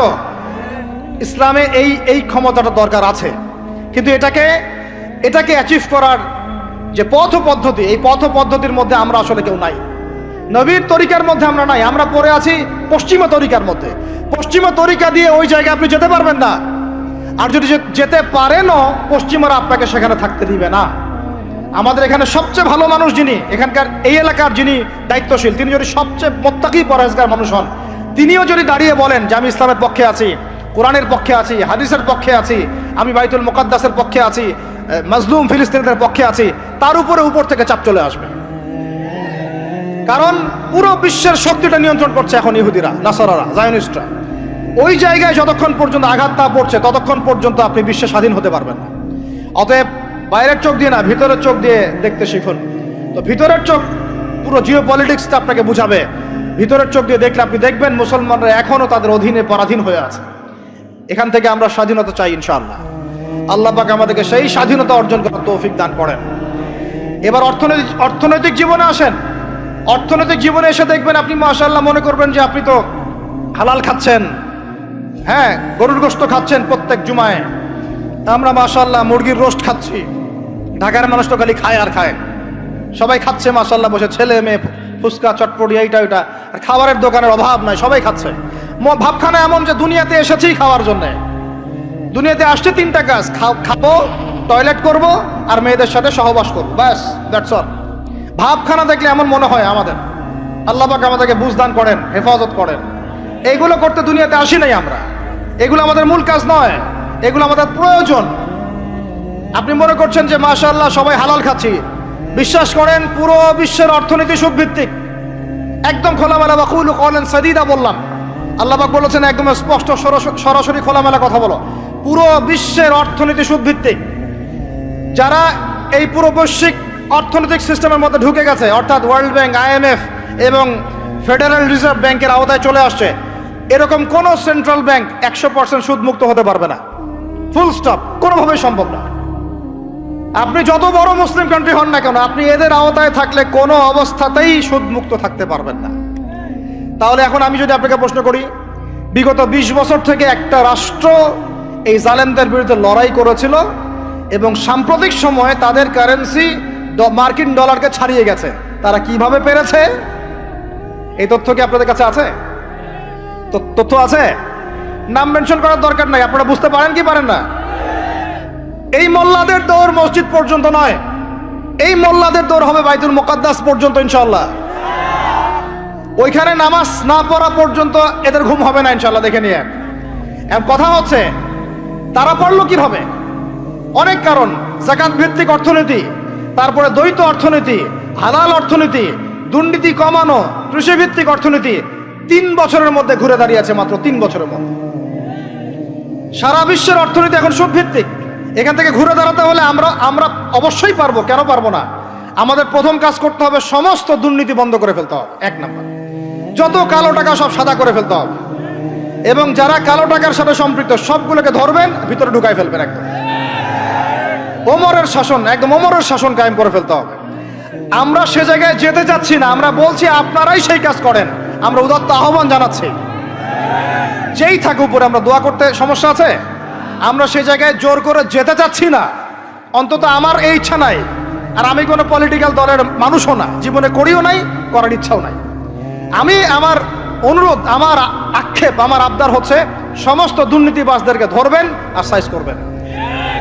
ওমর রাদিয়াল্লাহু তাআলা আনহুর মতো। সে যদি দাড়িওয়ালাও হয়, টুপিওয়ালাও হয়, পাগড়িওয়ালা হয়, জুব্বাওয়ালা হয়, ইমাম হয়, তবু তাকেও ধরবেন, কোনো সমস্যা নেই। সমস্ত কালো টাকাকে সাদা করে ফেলবেন, দেখবেন এমনি বাইতুল মালের সম্পদ বেড়ে গেছে আলহামদুলিল্লাহ। দ্বিতীয় কাজ, যাকাত ভিত্তিক অর্থনৈতিক সিস্টেম চালু করা। বাংলাদেশে এমন প্রচুর মানুষ আছে যাদের একজনের যাকাতের টাকা দিয়ে একটা গ্রামের মানুষকে খাওয়ানো যাবে ইনশাআল্লাহ। এরা যাকাত দেয় না, এরা ট্যাক্সও দেয় না, সরকারকে করও দেয় না, যাকাতও দেয় না। এই ট্যাক্স ফাঁকি দেওয়া মানুষ, কর ফাঁকি দেওয়া মানুষ, এই জোচ্চরদেরকে ধরতে হবে, ধরে এদের কাছ থেকে যাকাত আদায় করতে হবে, বাধ্যতামূলক যাকাত আদায় করতে হবে। তারপরে দেখবেন আমরা বৈদেশিক ঋণের জন্য বসে থাকার কোনো প্রয়োজন হবে না, আমাদের টাকা দিয়ে আমরাই চলতে পারবো ইনশাআল্লাহ। 3 নাম্বার হচ্ছে দ্বৈত অর্থনীতি। ওরা কিন্তু একটা কারেন্সি চালায় নাই, একাধিক কারেন্সি চালিয়েছে। এটা অর্থনীতিবিদ যারা তারা বুঝবেন। একটা কারেন্সির অনেক দুর্বলতাও আছে, এগুলো নিয়ে আমি খোলামেলা কথা এই মাহফিল স্টেজে বলতে পারবো না। বসতে চাইলে বসেন আমার সাথে, অর্থনীতি নিয়ে বসতে চাইলে আমার সাথে বসেন, আমরা আলোচনা করি, কথা বলেন, আমাদেরকে মূল্যায়ন করেন, কথা শোনেন। ইউসুফ আলাইহিস সালাম বলেছিল না যে আমি বিশ্বস্ত, আমাকে দায়িত্ব দেন? আমি বলতে চাই আমি বিশ্বস্ত, আমাকে দায়িত্ব দেন। আমাকে 5 বছর সময় দেন, পুরো দেশের শিক্ষা সিস্টেম চেঞ্জ করে দেবো ইনশাআল্লাহ। প্লে গ্রুপ থেকে প্লে গ্রুপ থেকে নিয়ে মাস্টার্স পর্যন্ত এমন শিক্ষানীতি প্রণয়ন করা সম্ভব যে আমাদের বাচ্চারা একদম প্লে থেকে মাস্টার্স পর্যন্ত বাংলা, ইংরেজি, অঙ্ক এবং জেনারেল সাবজেক্টগুলোর সাথে কোরআন হাদিসের একটা অপূর্ব সমন্বয়ে পড়াশোনা করবে ইনশাআল্লাহ। একা করে দিতে পারবো ইনশাআল্লাহ তাআলা। আমাকে এরকম 100 জন শিক্ষাবিদ দেন, 100 জন আলেম ওলামা দেন, একটা প্যানেল করে দেন, পুরো দেশের শিক্ষা চেঞ্জ করে দেওয়া যাবে ইনশাআল্লাহ। যাদেরকে রেখেছেন এদের মাথায় গোবর আছে, যাদেরকে রেখেছেন এদের মাথায় টাটকা গোবর আছে। বইপত্রগুলোর অবস্থা দেখেছেন? বইপত্রগুলো ঘাটাঘাটি করেছেন? সমকামিতা প্রমোট করছে আমাদের দেশের মধ্যে, ট্রান্সজেন্ডার প্রমোট করছে আমাদের দেশের মধ্যে, আমাদের বাচ্চা কাচ্চা কচি কাঁচা বাচ্চাদেরকে শারীরিক শিক্ষার নামে যৌন শিক্ষা দিচ্ছে। এগুলো আমাদের মুসলমানদের শিক্ষা? এটা চলতে থাকলে দেখবেন অচিরেই কোনো মানুষ বাচ্চাদেরকে স্কুলে পাঠাবে না, এটা অরুচি ধরে যাবে। তখন কি হবে? কোটি কোটি স্কুল, কলেজ, বিশ্ববিদ্যালয় খা খা করে পড়ে থাকবে, কেউ পাঠাবে না ওখানে। তখন মাদ্রাসার দিকে মানুষ ঝুঁকবে আরো বেশি। আমি তো চাই, আমি তো দাবি জানাই উপরের লেভেল থেকে এমন একটা শিক্ষা ব্যবস্থা প্রণয়ন করা হোক যাতে আমার মাদ্রাসা গড়ার প্রয়োজনই না হয়। ওই সিস্টেম রাষ্ট্রীয়ভাবেই পড়ানো হবে ইনশাআল্লাহ। আপনি মালয়েশিয়ার দিকে তাকিয়ে দেখেন, আপনি এই যে ওয়েস্টার্ন কান্ট্রির মধ্যে অনেক কান্ট্রি আছে, অস্ট্রেলিয়ার মতো জায়গাতে আছে, ব্রিটেনের মতো জায়গাতে আছে, কোনো কোনো ক্ষেত্রে আপনি লেবাননকে দেখেন, ইয়েমেনকে দেখেন, জর্ডানকে দেখেন, কাতারকে দেখেন, সৌদি আরবিয়াকে দেখেন, অনেক কান্ট্রি আছে।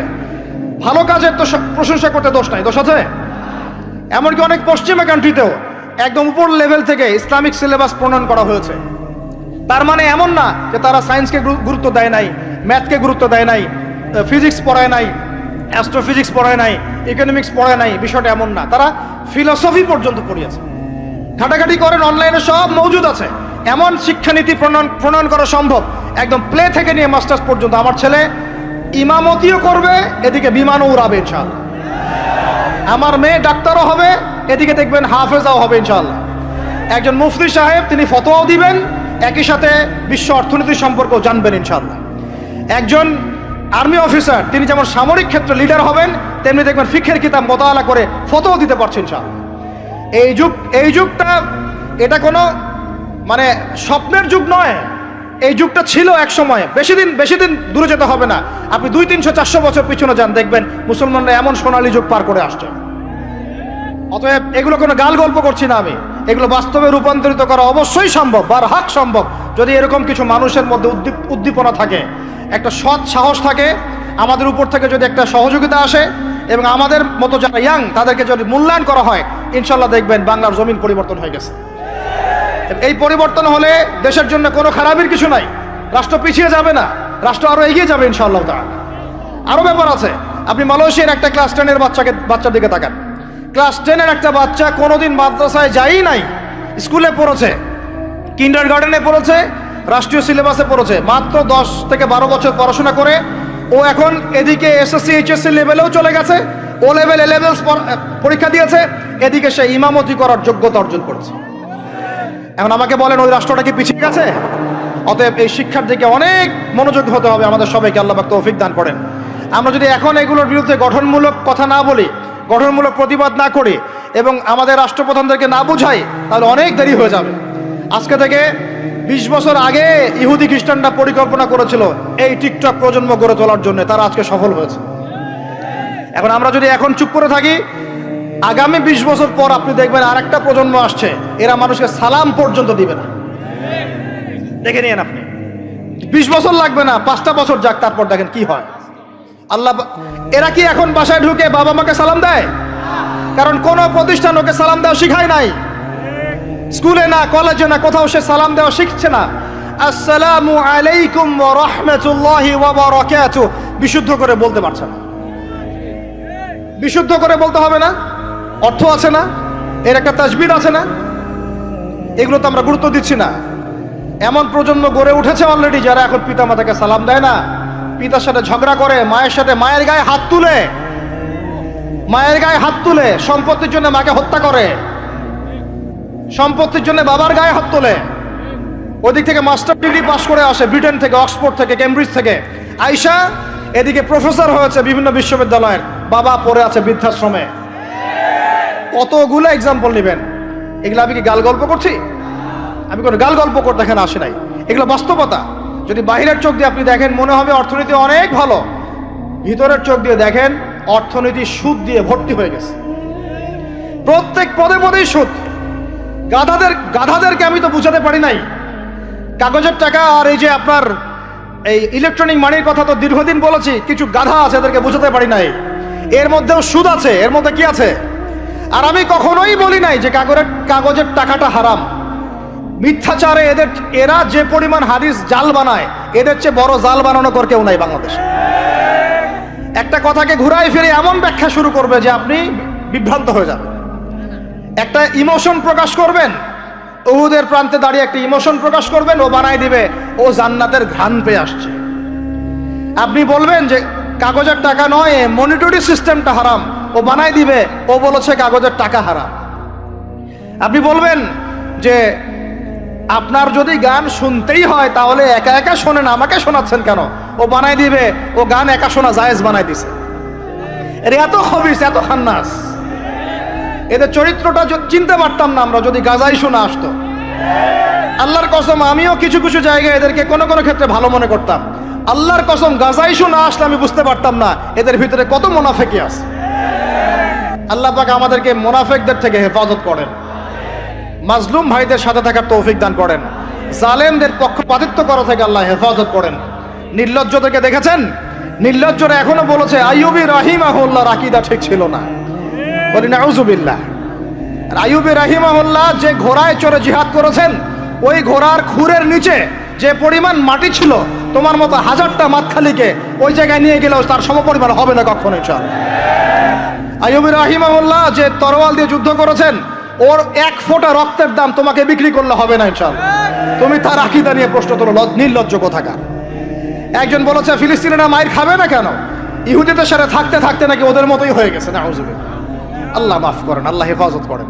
একজন বলেছে যে হামাস ইহুদিদেরই হাতে তৈরি করা, বিচ্ছিন্ন হয়ে নাকি সন্ত্রাসী কর্মকাণ্ড করছে। বলার ভাষা নাই, আমি বলতে বলতে ক্লান্ত হয়ে গেছি, আর বলতে চাই না।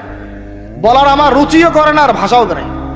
তবে এতটুকু আপনাদেরকে আমি আশ্বস্ত করতে চাই, ইনশাআল্লাহ তাআলা বাংলাদেশের হকপন্থী ওলামায়ে কেরামদের যে জামা আছে, কওমি ঘরানার ওলামায়ে কেরামদের যে হকপন্থী ওলামায়ে কেরামদের জামা আছে, প্রত্যেক বই, প্রত্যেক মেম্বার, প্রত্যেক আলোচনায় তারা আল আকসা ইস্যুটাকে জীবিত রাখবে ইনশাআল্লাহ। এটাকে আমরা জীবিত রাখবো ইনশাআল্লাহ। ওরা এটাকে ভুলিয়ে দিতে চাচ্ছে, এই জন্য নতুন নতুন ইস্যু তৈরি করার চেষ্টা করছে। খবরদার, আপনারা এই ইস্যুতে পা দিবেন না। আপনাদেরকে ভিতরে চোখ খুলতে হবে এবং মূল গন্তব্য চিনতে হবে। আল্লাহ রাব্বুল আলামিন আমাদের সবাইকে ভিতরে চোখ দিয়ে এই বিশ্বকে দেখার তৌফিক দান করেন। বিশ্ব অর্থনীতিকে দেখবেন, ভিতরে চোখ দিয়ে দেখবেন। ইলেকট্রনিক মানির মধ্যেও সুদ আছে, কাগজের টাকার ভিতরেও সুদ ঢুকেছে। সামনে আসবে বিটকয়েন্স, যেটা অলরেডি চলে আসছে। আরেকটা আসবে, সেটা হলো ক্যাশলেস সোসাইটি। কি বললাম বলেন? বলদ বলবে যে ভবিষ্যৎবাণী করে গেল, আহলুল বলদ ওয়াল কিরদা, আহলুল হিমার ওয়াল কিরদা। তো এরা ভবিষ্যৎবাণী করে গেল। আরে বর্তমান সম্পর্কে তুমি খবর রাখো না বলেই তো বর্তমানকে ভবিষ্যৎ মনে হয় তোমার।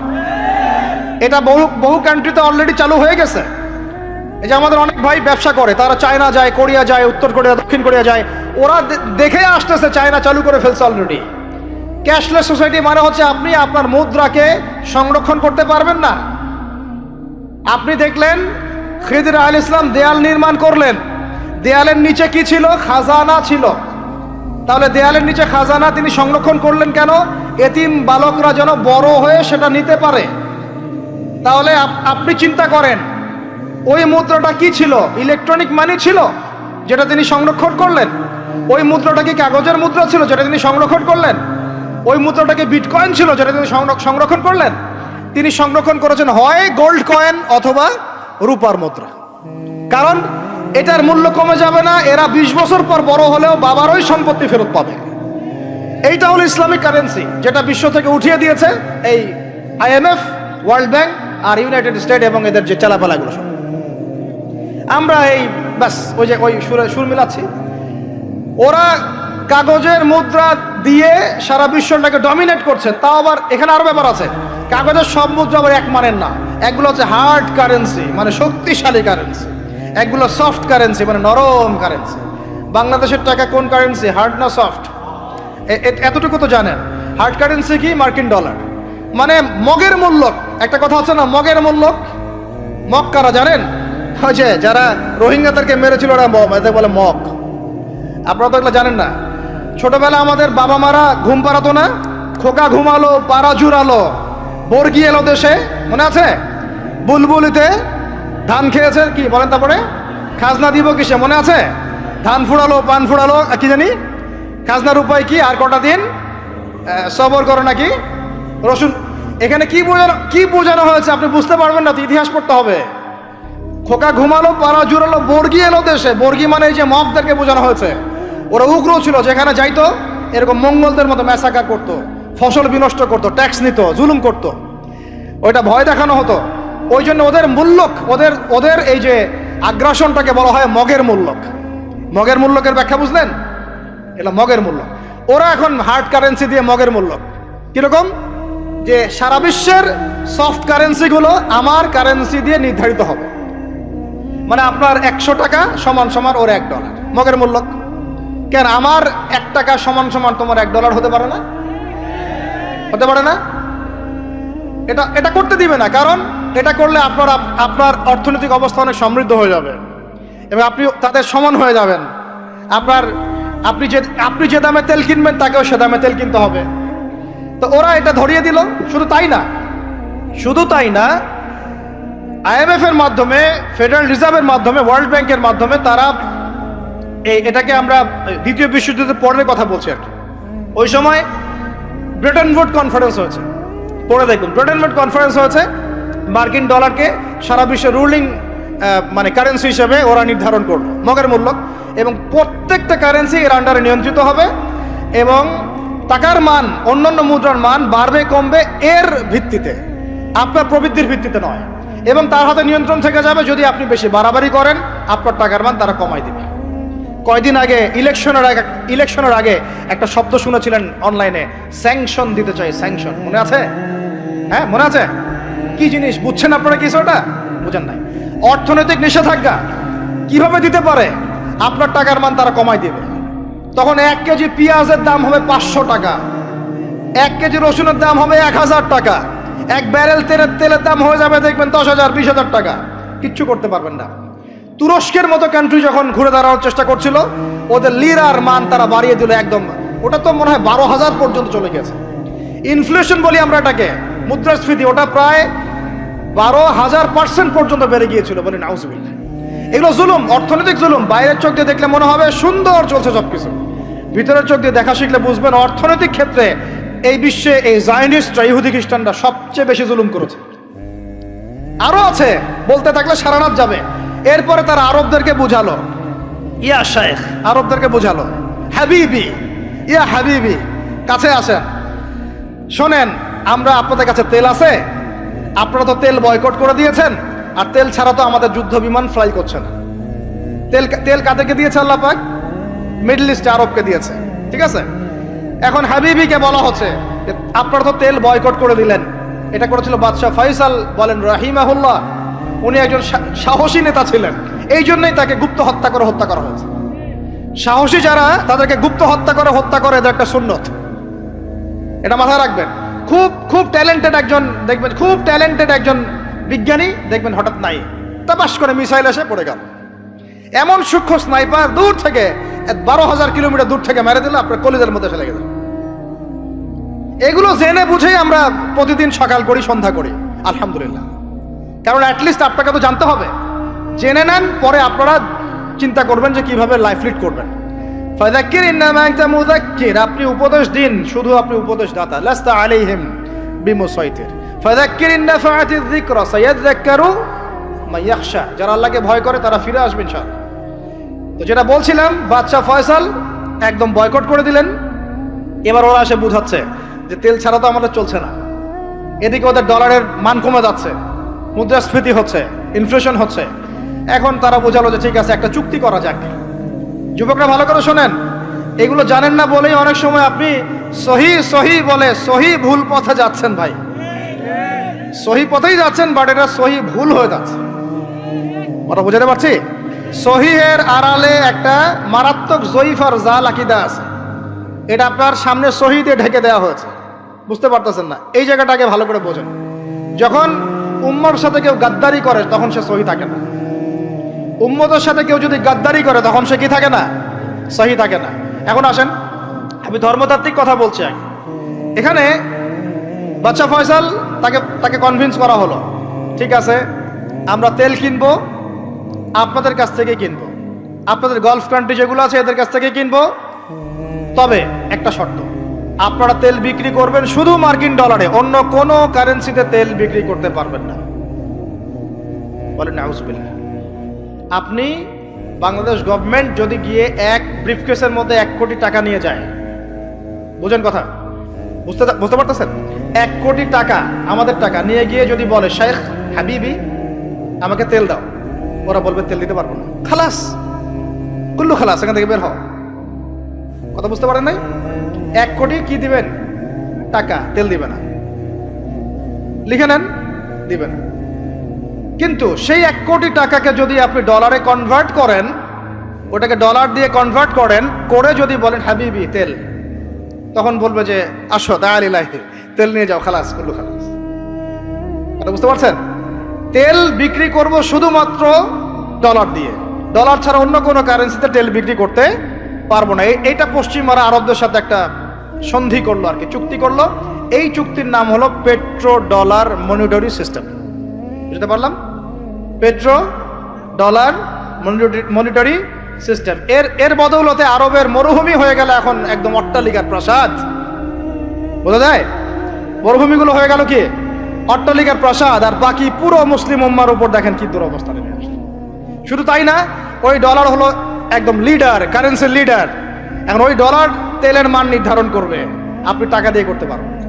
সারা বিশ্বের সবচেয়ে বড় অর্থনৈতিক জুলুম হচ্ছে এই পেট্রো ডলার মনিটরি সিস্টেম। এর চেয়ে বড় কোনো জুলুম হয়নি অর্থনৈতিক জীবনে। এখন অনেক ওলামায়ে কেরাম আছেন আপনারা এখানে, আমি জানি উপস্থিত, আপনারা একটু ফিকহের কিতাবগুলো মোতালা করে আমাদেরকে একটা ফতোয়া দিয়েন যে এইরকম মনিটরি সিস্টেম প্রণয়ন করা জায়েজ না জায়েজ। এটা আপনারা চিন্তা ফতোয়া দিয়েন, আমি ফতোয়া দিতে পারবো। আমি অর্থনৈতিক ভাষায় বলতেছি যে এই মনিটরি সিস্টেমটা পুরো বিশ্ব জুলুম নিয়ে আসছে। এখন আদতে, এখন শোনেন এই অংশটুকু শোনেন, তারপরে আমি শেষের দিকে চলে আসতেছি। আদতে এতে পশ্চিমাদের লাভ কি হয়েছে শোনেন। আমার কাছে এই যে ডলার, এটা আমি ছাপাই আমার দেশে, আমার কারখানায়। আমার খরচ হচ্ছে কাগজ, আমার খরচ হচ্ছে মেশিন, আমার খরচ হচ্ছে কালি। বোঝা যায়? বোঝা যাচ্ছে? আচ্ছা, এখন সেটা আমি বানালাম, ছাপালাম, গিয়ে আমি আরবকে দিলাম, তেল দাও। ওরা এই কাগজের টাকাটা নিল, নিয়ে রিজার্ভ করলো, করে মূল যে তেল, এই তেলটা মনে করেন তেল বা সোনা, তেল বা সোনা একই কথা, কারণ সোনার ফাংশন প্লে করছে এখন তেল। এখন তো যেহেতু গোল্ড দিনার নাই, দিরহাম নাই, এই তেলটা তারা নিয়ে ওদের দেশের আন্ডারগ্রাউন্ডে বাংকার আছে, গ্যালনকে গ্যালন তেল রিজার্ভ করতে থাকলো। এমনভাবে রিজার্ভ করতে থাকলো যে বিগত আগামী 30 বছর যদি বিশ্বে কোনো তেল নাও থাকে, ওরা চলতে পারবে, প্লেন উড়াইতে পারবে। ওদের মিলস বন্ধ হবে না, ফ্যাক্টরি বন্ধ হবে না, ওদের ইন্টারনেট সেকশন বন্ধ হবে না, বিদ্যুৎ বন্ধ হবে না, ওদের কোনো কিছুই বন্ধ হবে না, কোনো প্রযুক্তি বন্ধ হবে না। এত তেল তারা এখন রিজার্ভ করলো কি দিয়ে? ওর দেশে ছাপানো বিনামূল্যের ডলার দিয়ে। এবং সেই ডলারটা আমরা নিলাম, নিয়ে আমরা মাশাআল্লাহ অট্টালিকা নির্মাণ করলাম, আর মনে করলাম যে মাশাআল্লাহ আমি তো খুব ধনী হয়ে গেলাম, সমৃদ্ধি অর্জন করলাম। আদতে এখানে পশ্চিমাদের সবই লাভ। আমরা বলি না জালাও তাই কদু, সরি, আমরা বলি আম গেল সালাও গেল, তাই না?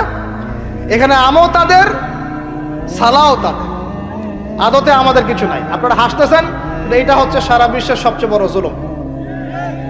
এখন আমরা তো থার্ড ওয়ার্ল্ডের কান্ট্রি, এটা হচ্ছে যারা বড় বড় ধনী রাষ্ট্র, ওদের অবস্থা হচ্ছে এই। আর আমরা যারা থার্ড ওয়ার্ল্ডের কান্ট্রি, উন্নত বিশ্বের দিকে এগিয়ে যাচ্ছে, আমরা যারা আস্তে আস্তে, যে পথে আমাদের দুর্নীতি বাধা, আমাদের এই যে নৈতিকতার অবক্ষয় বাধা, আমাদের মধ্যে আমানতহীনতা বাধা, এই বাধাগুলো আমাদেরকে আগাতে দিচ্ছে না।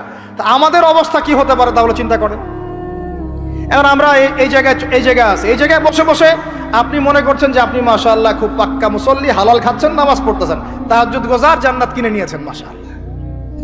অথচ আপনার অর্থনীতি সুদভিত্তিক, এবং এই সুদভিত্তিক অর্থনীতির আন্ডারে থেকে কোনো বেসরকারি ব্যাংক পর্যন্ত 100% সুদমুক্ত সিস্টেম দিতে পারবে না। ফুল স্টপ, খালাস। আর এর উপরে আবার আছে ঘুষ, তার উপরে আবার আছে দুর্নীতি, তার উপরে আপনারা আবার মাপে কম দিচ্ছেন, তার উপর আবার পণ্য মজুত করছেন, মার্কেটে ইচ্ছাকৃতভাবে প্রাইস বাড়ায় দিচ্ছেন, এই কাজগুলো করছেন। আমি শিক্ষিত একটা সমাজ পেয়েছি বলে কথাগুলো এভাবে মাহফিলে বললাম। এগুলো মাহফিলে কিন্তু আলোচনা হয় না। এগুলো কি মাহফিলে আলোচনা হয়? আমরা বিশ্বাস করি গাজীপুরের শহরের মানুষ, সব ঢাকার মানুষ, আপনারা সব বুঝেন, ইন্টেলেকচুয়াল অডিয়েন্স আছেন এখানে। এই কথাগুলো খোলামেলা বলার কারণেই ওদের দ্বারা পালিত কিছু তথাকথিত শায়েখ আমার উপর খুব ক্ষিপ্ত। এর আকীদা ঠিক না, এর মানহাজ ঠিক না, লেকচার শোনা যাবে না, ইত্যাদি ইত্যাদি। ঠিক আছে, আমারটা শোনার দরকার নেই, তোমাকে শুনতে কে বলছে?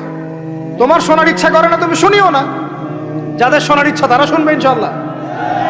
আর তোমার মতো কিছু মুনাফিক না শুনলে আমার কিছু যায়ও আসে না। ইনশাআল্লাহ মুমিনরা যারা, তারা শুনবে, বুঝবে, ইনশাআল্লাহ ওরাই প্রজন্ম করবে ইনশাআল্লাহ। আর আমাদের ভুল হতে পারে, ভুল হলে সেটা ওলামায়ে কেরাম সংশোধন করবেন। ওলামায়ে কেরাম যদি আমাদেরকে বলেন এটা ভুল হয়েছে, অবশ্যই মাথা পেতে নেব ইনশাআল্লাহ। আমরা আলেম ওলামার বাইরে নয়, ওলামায়ে মুহাক্কিকের বাইরে নয়। তাহলে আপনাকে কি আমি ভিতরে চোখ দিয়ে পুরো বিশ্বের রাজনীতি বোঝাতে পেরেছি? পুরো বিশ্বের অর্থনীতি বোঝাতে পেরেছি? পুরো বিশ্বের শিক্ষাটাও বুঝেন এবার? আপনার কাছে মনে হচ্ছে পুরো বিশ্বের শিক্ষা খুব উন্নত? বাহ্যিকভাবে বস্তুবাদী ক্ষেত্রে উন্নত, মঙ্গলে যাচ্ছি, চাঁদে যাচ্ছি, স্যাটেলাইট পাঠাচ্ছি ইত্যাদি, তো এগুলো বস্তুবাদী উন্নতি।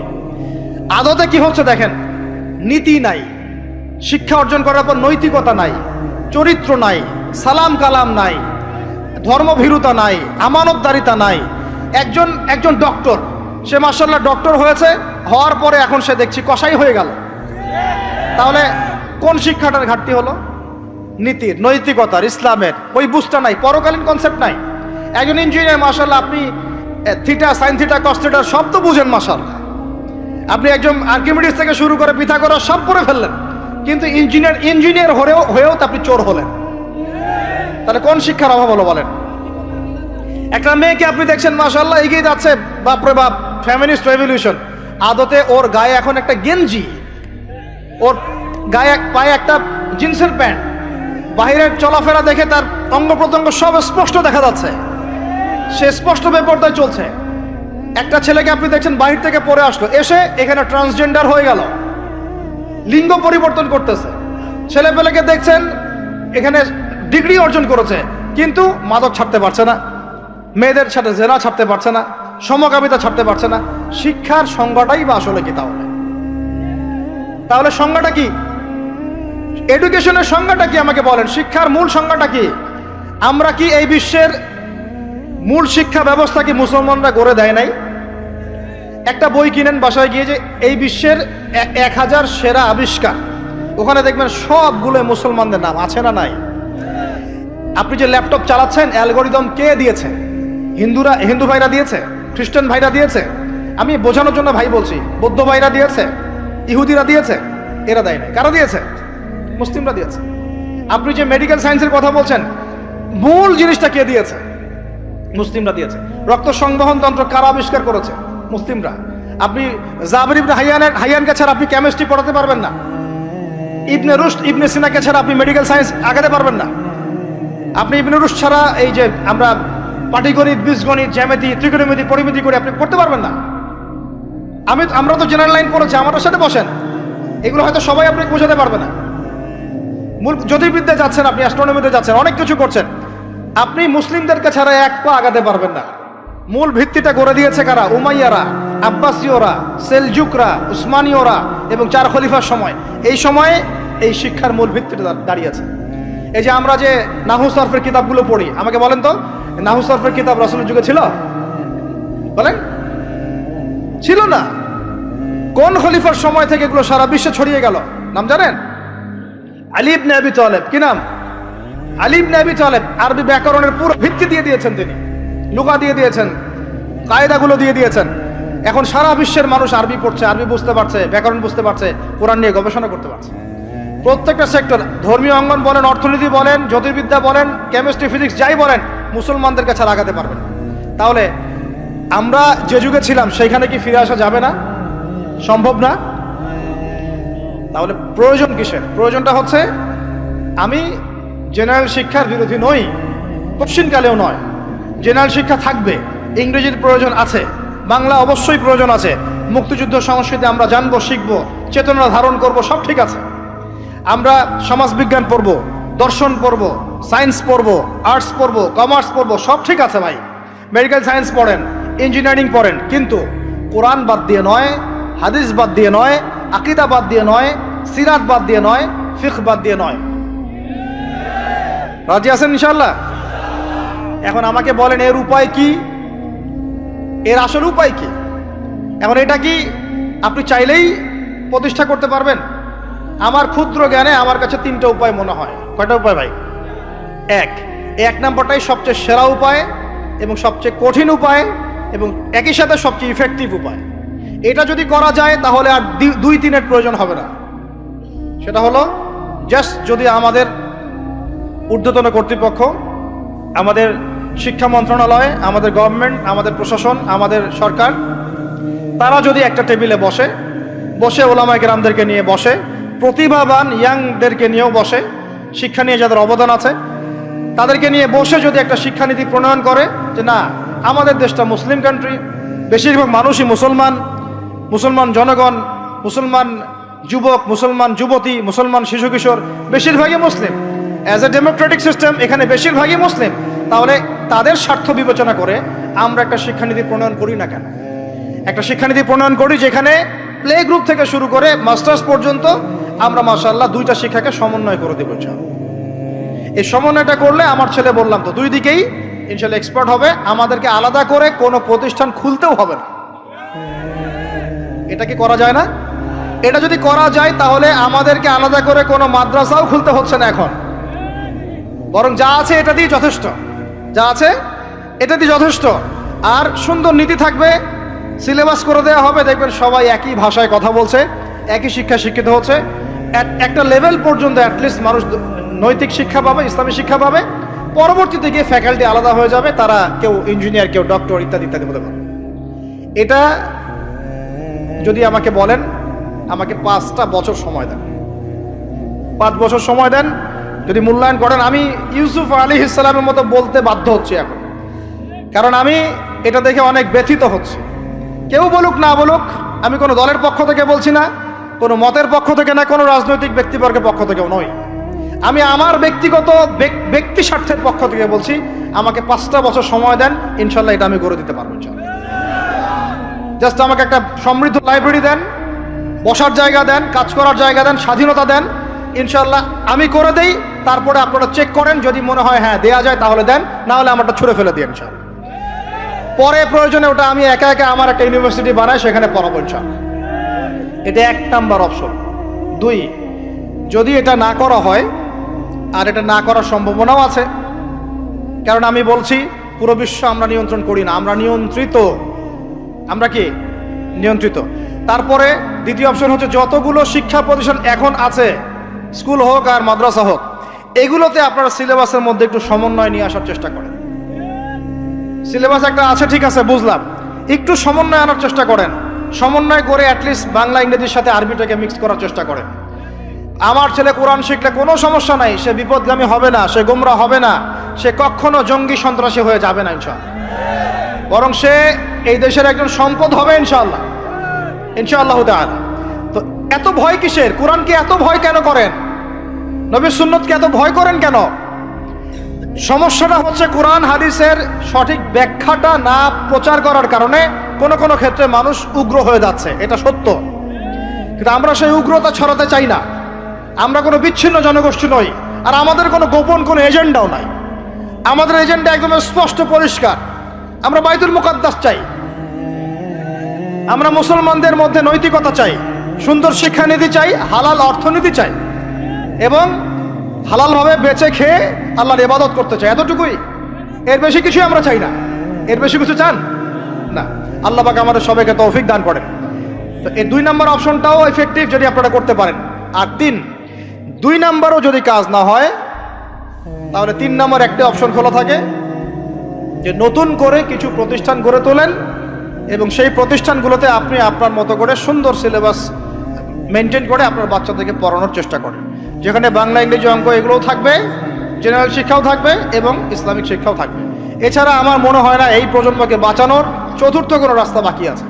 যদি থাকে আপনারা আমাকে জানায় নিচ্ছেন। ভিতরের চোখ দিয়ে কি শিক্ষা বোঝাতে পেরেছি ভাই? আর 2টা জাস্ট বুঝাই ছেড়ে দেবো, 2টা ধৈর্য ধরেন। ভিতরের চোখ দিয়ে এবার সংস্কৃতি বোঝেন। কি বুঝবেন? ভিতরের চোখ দিয়ে যদি দেখেন, দেখবেন আমাদের মুসলমানদের সংস্কৃতির মধ্যে এখন সব বিজাতীয় সংস্কৃতি ঢুকে গেছে। একটা বাড়িতে, একটা বিয়ে বাড়িতে যদি গানও বাজে, সেটাও বাজবে হিন্দি গান, সেটাও বাজবে ইংলিশ গান।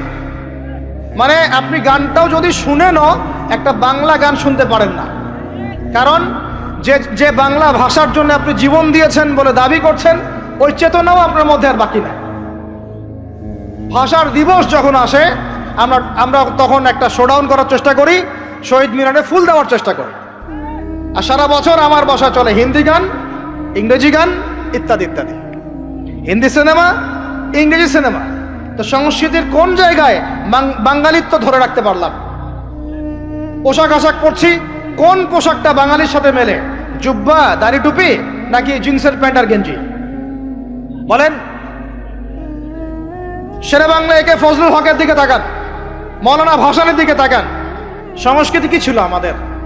আমাদের বাপদাদাদের যুগটা চলে যান, ওই ফজরের আগে তারা ঘুম থেকে উঠতেন। আসসালাতু খায়রুম মিনান নাওম, কানে গেলে ঘুম থেকে উঠে যাইতেন, নামাজ পড়তেন। বাংলার ঘরে ঘরে কোরআন তেলাওয়াত শোনা যাইতো। এখন কি শোনা যায়? ফজরে পুরা ঘুম। প্রথম কাতারে আপনি যে কটা মানুষকে পাবেন, তার মধ্যে 90% দাড়ি পাকা। যুবকদেরকে আপনি পাবেন না।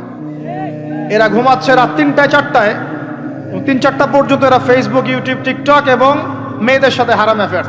এই ছেলেরা কি আদতে বাঙালি? এরা কি বাঙালি? না আমরা মুসলমান হতে পেরেছি ঠিক মতো, না বাঙালি হতে পেরেছি ঠিক মতো। যখন ইংরেজ বিরোধী বিদ্রোহ চলছিল না, তখন বাঙালিরাও কবিতা লিখেছিল হিন্দিতে। আপনারা তো এগুলো হিস্ট্রি পড়েনও না। তখন তারা বলতেন, একটা স্লোগান দিতেন, सरफरोशी की तमन्ना अब हमारे दिल में है, देखना है जोर कितना बाजुए कातिल में है। বুঝেন না এই কথা? আমাদের মনের মধ্যে এখন সরফরোশি কি তামান্না, স্বাধীনতার চেতনা আমাদের মনের মধ্যে এসেছে। দেখার বাকি আছে জালেমের বাহুতে কত শক্তি আছে। আপনারা এখন কাজী নজরুল ইসলামের কবিতা পড়েন না। এক ভাই কবিতা আবৃত্তি করেছিলেন এখানে, খুব সুন্দর হয়েছে, মাশাআল্লাহ মাশাআল্লাহ। এগুলোর চর্চা কোথায়? সংস্কৃতি নিয়ে যে আমরা এত বড়াই করি, বলেন বাঙালির সংস্কৃতির চর্চা কোথায়? কাজী নজরুল ইসলামের কবিতা আমরা আমাদের পাঠ্যপুস্তকে পড়েছি।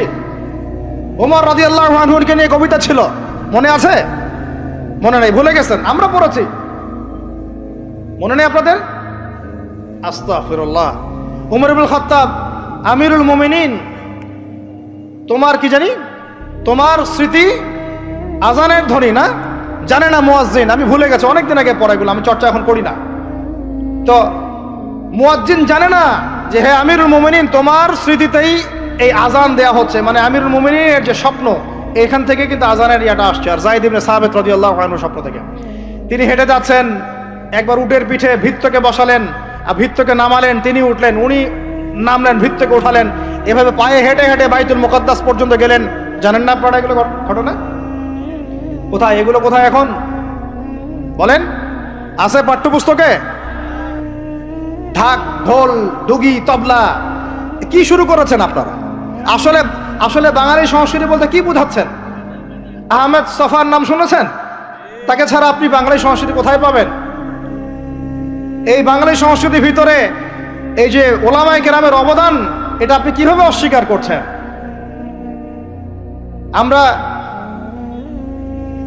এখন পড়ে আছি কয়েকটা বিষয় নিয়ে। দেখেন, গান বাজনা, ঢাকঢোল, ডুগি, তবলা এবং এমন কিছু সংস্কৃতির নামে কাজ যেগুলোর মধ্যে শিরক আছে অথবা বেদাত আছে অথবা কুফর। আপনি রাস্তায় হাঁটছেন বানরের মূর্তি নিয়ে, বানরের সাথে আপনার কি সম্পর্ক? বানরের সাথে বাঙালি সংস্কৃতির কি সম্পর্ক? আমরা কি বানর থেকে আসছি? তাহলে বানরের মূর্তি আমি হাটে নিয়ে হাঁটবো কেন? বানর থেকে আসছে কারা?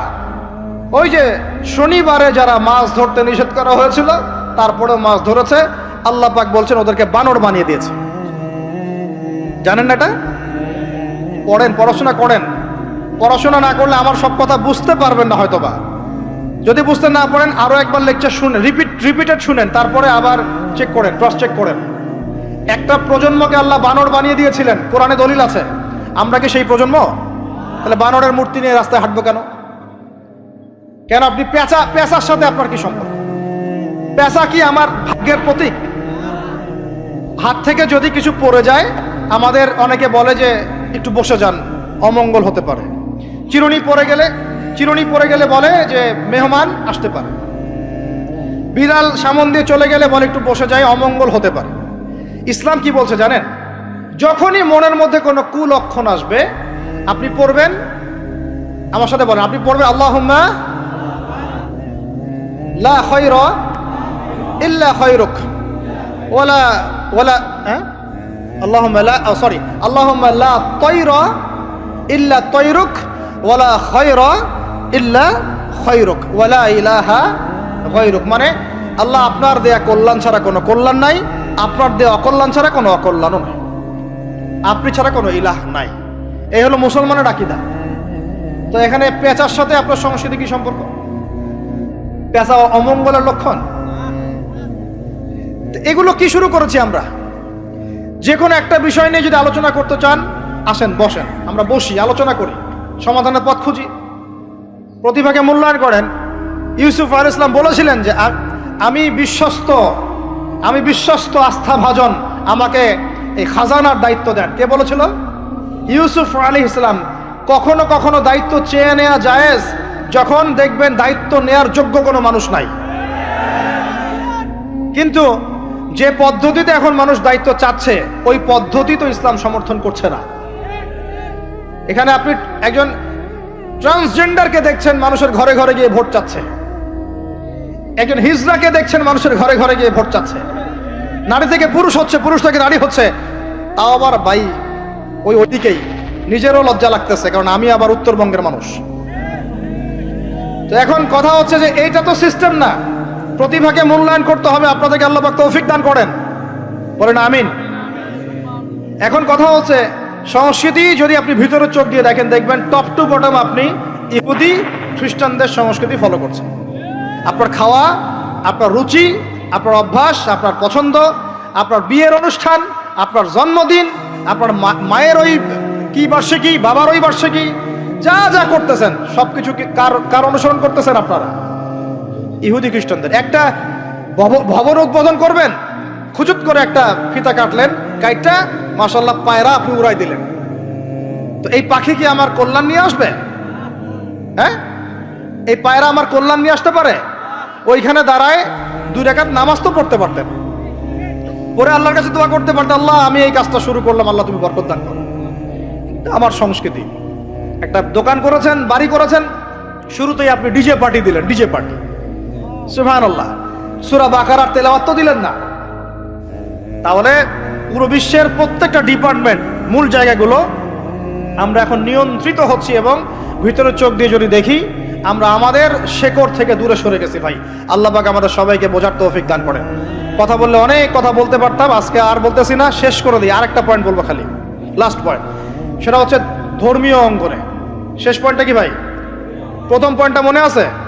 ভিতরে চোখ দিয়ে দেখবেন পুরো বিশ্বের ভূ রাজনীতি, ভিতরে চোখ দিয়ে দেখবেন পুরো বিশ্বের অর্থনীতি, ভিতরে চোখ দিয়ে দেখবেন পুরো বিশ্বের কি শিক্ষানীতি, ভিতরে চোখ দিয়ে দেখবেন পুরো বিশ্বের সংস্কৃতি।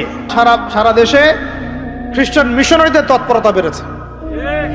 এই জন্য আমাদেরকে তুলনামূলক ধর্মতত্ত্ব পড়তে হবে, ওদের সাথে আমাদেরকে বাহাস করতে হবে, এই ভাইদেরকে ফিরিয়ে আনতে হবে। অনেকে টাকার কারণে উত্তরবঙ্গের দিকে, দক্ষিণবঙ্গে, আপনার পাহাড়ি এলাকার দিকে এগুলোর তৎপরতা প্রচুর বেড়ে গেছে। আমরা তো মাশাআল্লাহ মিলাদ আর জিলাপি আর খোরমা আর কিয়াম নিয়ে দাঁড়িয়ে আছে। ভিতরে যে ইসলাম কোথায় চলে যাচ্ছে আমরা তো জানি না। আল্লাহ পাক আমাদেরকে বোঝার তৌফিক দান করেন। আরো বেড়েছে, ওই যে একটু আগে আপনারা আলোচনা করছিলেন কাদিয়ানি মতবাদ, এটা বাড়ছে। সুদী এনজিওর মতবাদ বাড়ছে।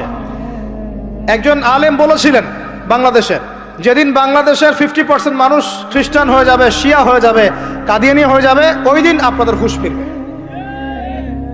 আল্লাহ পাক আমাদেরকে ওই দিন আসার আগেই হুঁশে আসার তৌফিক দান করেন।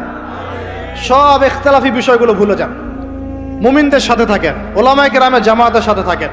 ছোটখাটো বিষয় নিয়ে তর্ক করা বন্ধ করেন, ইস্যু পাগল হওয়া বন্ধ করেন, ডিভাইস আসক্তি বন্ধ করেন, এই শোডাউনগুলো বন্ধ করেন, মূল জায়গাগুলোয় কাজ করেন। সালাত, তাহাজ্জুদ, হালাল রিজিক, আদর্শ পরিবার গঠন, ঠিক আছে, দাওয়াতের মেহনত, সৎ কাজে আদেশ, অসৎ কাজে নিষেধ, এগুলোতে মনোযোগী হন। আল্লাহ পাক ইনশাআল্লাহ আমাদেরকে তৌফিক দান করবেন ইনশাআল্লাহ। কারণ আল্লাহ ওয়াদা করেছেন, ইন তানসুরুল্লাহ ইয়ানসুরুকুম, তোমরা আল্লাহকে সাহায্য করো, আল্লাহ তোমাদেরকে সাহায্য করবে ইনশাআল্লাহ। কিন্তু ওয়াইন তাতাওয়াল্লাহ, তোমরা যদি সাহায্য না করে মুখ ফিরে চলে যাও, তাহলে ইয়াস্তাবদিল কওমান গায়রাকুম, আল্লাহ পাক অন্য কওমকে তোমাদের জায়গায় নিয়ে আসবেন, তোমাদেরকে সরাই দিবেন। সুম্মা লা ইয়াকুনু আমসালাকুম, তারা তোমাদের মতো অপদার্থ হবে না। নাউযুবিল্লাহ। আমরা চাই আল্লাহ যেন আমাদেরকে সরিয়ে না দিয়ে আমাদের দ্বারাই খেদমত নেন। আল্লাহ পাক কবুল করেন। আমাদের এই পুরো প্রজন্মটাকে আল্লাহ পাক তওবা করে ফিরে আসার তৌফিক দান করেন। বিশ্বের বুকে ওমর রাদিয়াল্লাহু আনহুর সময় আমরা যেমন মাথা উঁচু করে বাঁচতাম, ওইভাবে বাঁচার তৌফিক দান করেন। এমন একটা জায়গায় পুরো জাতিকে নিয়ে যাওয়ার তৌফিক দান করেন যেন আমাদের ভয়ে ওরা থরথর করে কাঁপা শুরু করে। এগুলো বললে অনেক কথা, বললে কথা অনেক দিকে চলে যায়। কথা হচ্ছে আমরা বিগত 70 বছরে আমরা একটা মিসাইল বানাতে পারি নাই এখন পর্যন্ত। কথা অনেক গভীর। আমাদেরকে ওরা ভয় করবে কিভাবে? এই বিশ্বে তো ঢাল তলোয়ার দিয়ে যুদ্ধ হয় না। ওয়াইদ্দু লাকুম মাস্তাতাতুম মিন কুওয়াতিন, সূরা আনফালের মধ্যে আল্লাহ পাক আয়াত নাযিল করেছেন, হে মুসলিমরা তোমরা শক্তি অর্জন করো, তোমরা শক্তি সামর্থ্য অর্জন করো। তুরহিবুনা বিহি আদুওয়াল্লাহি ওয়া আদুওয়াকুম, এই শক্তি দিয়ে তোমরা আল্লাহর দুশমনদেরকে ভয় দেখাবা। এটা কে বলেছেন? আল্লাহ বলেছেন। ওই শক্তি কই? তা আমরা আপোষে লড়াইয়ে পড়ে আছি, আঞ্চলিক রাজনীতি নিয়ে পড়ে আছি, ভাইয়ে ভাইয়ে মারামারি কাটাকাটি করছি, আমরা গীবত সমালোচনার রাজনীতি করছি, মূল শক্তিটা আমরা অর্জন করতে পারছি না। আল্লাহ পাক আমাদেরকে সেইটা বোঝার তৌফিক দান করেন। চিন্তা করবেন না, চিন্তা করবেন না, আমরা যদি করতে পারি আল্লাহ পাক আমাদের হাতেই বিজয় দিবেন ইনশাআল্লাহ। আর এটাও চিন্তা করবেন না, নিশ্চিত থাকেন যদি আমরা করতে না পারি আল্লাহ আমাদের একটাকেও জীবিত রাখবে না, একটাকেও না। আল্লাহ পাক সবগুলোকে সরাই দিবেন ইনশাআল্লাহ, দিয়ে এমন একটা প্রজন্ম নিয়ে আসবেন ওরা পারবে ইনশাআল্লাহ তাআলা। এটা ইয়াকিন রাখেন। আমরা যদি গাদ্দার হই, মুনাফিকি করি, আমানতের খেয়ানত করে ফেলি, ওই চেতনা আমরা যদি ধ্বংস করে ফেলি, আল্লাহ পাক আমাদেরকে রাখবেন না। আর হে ঢাকাবাসী শোনেন, আল্লাহ পাক না রাখার জন্য একটা 5 মাত্রার ভূমিকম্প যথেষ্ট। আল্লাহকে ভয় করেন। ঢাকায় জেনা বেড়ে গেছে, সমকামিতা বেড়ে গেছে, মাদক বেড়ে যাচ্ছে, ইয়াবাখোর বেড়ে যাচ্ছে, ছিনতাই বাড়তেছে, কত কি হচ্ছে আমাদের শহরে, আমাদের চোখের সামনে। অশ্লীলতার কারণে এই ভূমিকম্পের আযাব আসে, নোংরামির কারণে আসে, জেনার কারণে আসে, পরকীয়ার কারণে আসে, ব্যভিচারের কারণে আসে, ঘরে ঘরে ঢুকেছে এগুলো। আল্লাহ পাক আমাদের ঢাকাবাসীকে হেদায়েত দান করেন। আমি তো আপনাদের একজন, আমি কিন্তু আপনাদের একজন, আমি আপনাদের বাইরের কেউ না, কিন্তু এগুলো দেখে আমার মনটা কাঁদে, কষ্ট হয়। ঢাকা যেমন মসজিদের শহর, এই মসজিদের শহরের মধ্যে এরকম অন্যায় অবিচার ঘরে ঘরে কেমন করে ছড়িয়ে পড়ে, কেমন করে? একটা অপরাধ হয়েছে আমাদের, অপরাধটা হচ্ছে আমরা সৎ কাজে আদেশ করেছি, অসৎ কাজে সমানভাবে নিষেধ করি নাই। সৎ কাজে আদেশের সাথে এখন থেকে অসৎ কাজে নিষেধও করবেন। আল্লাহ পাক তৌফিক দান করেন। আল্লাহ পাক এই জজবা চেতনা আপনাদের সবার মধ্যে দান করেন, আমিন। আইন হাতে তুলে নেবেন না, কিন্তু অন্যায়ের প্রতিবাদ করবেন। অন্যায়ের কি করবেন? প্রতিবাদ করবেন।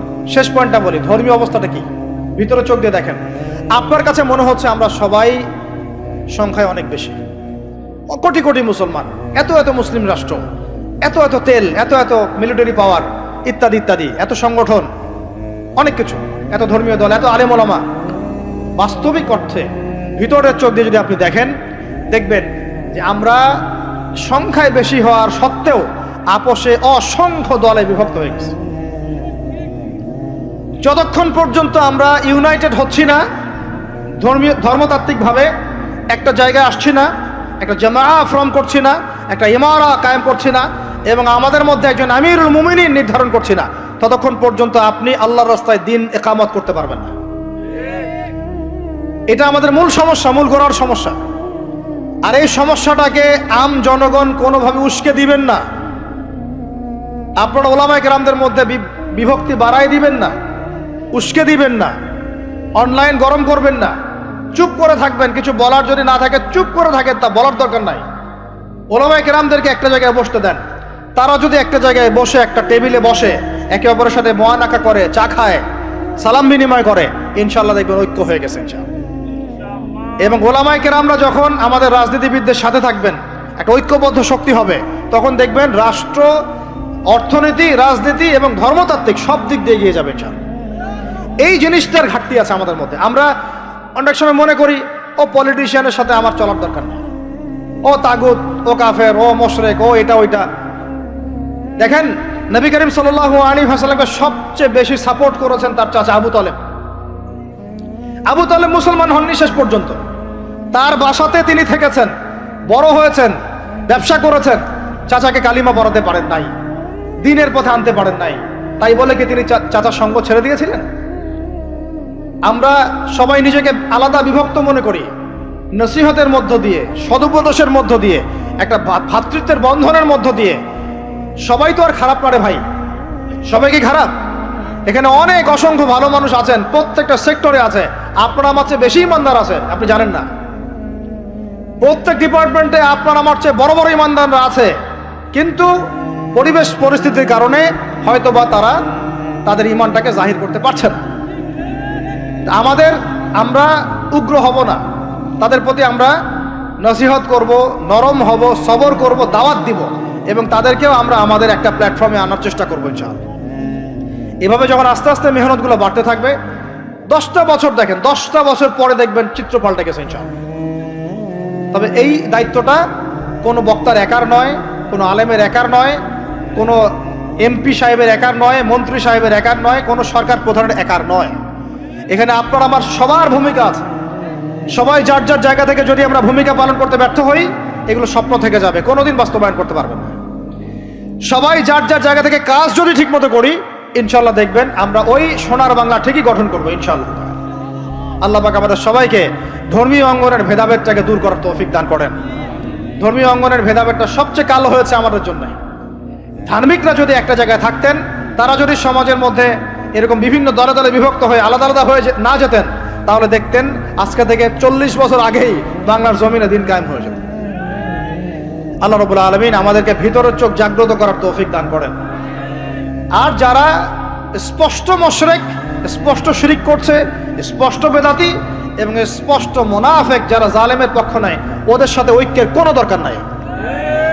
ওদেরকে ছাড়াই আমরা চলবো ইনশাআল্লাহ। সময় ওদেরকে মিটিয়ে ফেলবে ইনশাআল্লাহ। সময়ের স্রোতে ওরা ধুলার মতো উড়ে যাবে ইনশাআল্লাহ, কিচ্ছু করতে পারবে না ইনশাআল্লাহ। কারণ মুনাফিকদের সাথে ঐক্য হয় না। মুনাফিকদের সাথে কি ঐক্য হয়? মুনাফিকদের সাথে ঐক্য হয় না, মুশরিকদের সাথে ঐক্য হয় না। এবং যারা পাক্কা মুশরিক, পাক্কা বেদাতি, তাদের সাথে কিন্তু ঐক্য হয় না। তো এই জিনিসগুলো আমরা অ্যাভয়েড করে মুমিনদের জামাআকে নিয়ে ঐক্যবদ্ধ হয়ে সামনের দিকে এগিয়ে যাবো ইনশাআল্লাহ। আল্লাহ পাক আমাদের সমস্ত ওলামায়ে কেরামদেরকে দীর্ঘ নেক হায়াত দারাজ করেন, তাদেরকে এক প্ল্যাটফর্মে বসার তৌফিক দান করেন। আলেম ওলামাদের সাথে আমাদের সরকার প্রধানদের একটা মৈত্রী এবং মিলবন্ধন আল্লাহ পাক দান করেন। উভয়ের ভুল বোঝাবুঝি আল্লাহ পাক দূর করে দেন।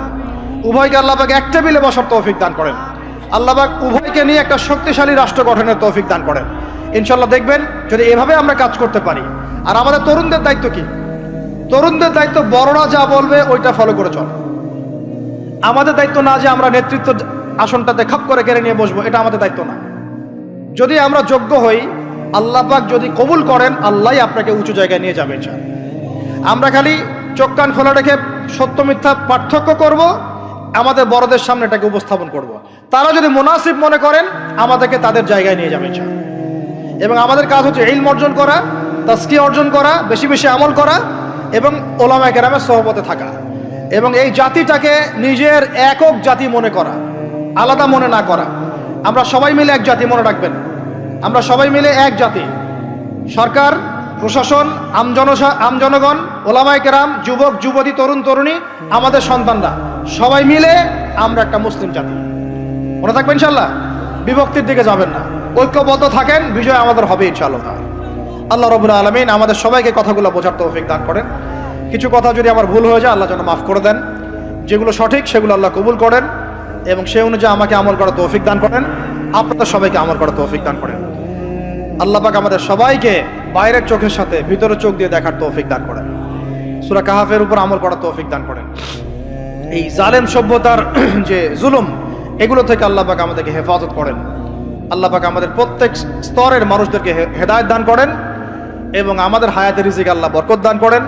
খাস করে যারা নেতৃস্থানীয় ব্যক্তিবর্গ এবং ওলামায়ে কেরাম এবং দ্বীনের পথের রাহাবার, আলেম, ওলামা, মুজাহিদ, লেখক, কলামিস্ট ইত্যাদি, দায়ী আল্লাহ, তালেবে ইলম, আল্লাহ পাক তাদের হায়াতে বরকত দান করেন।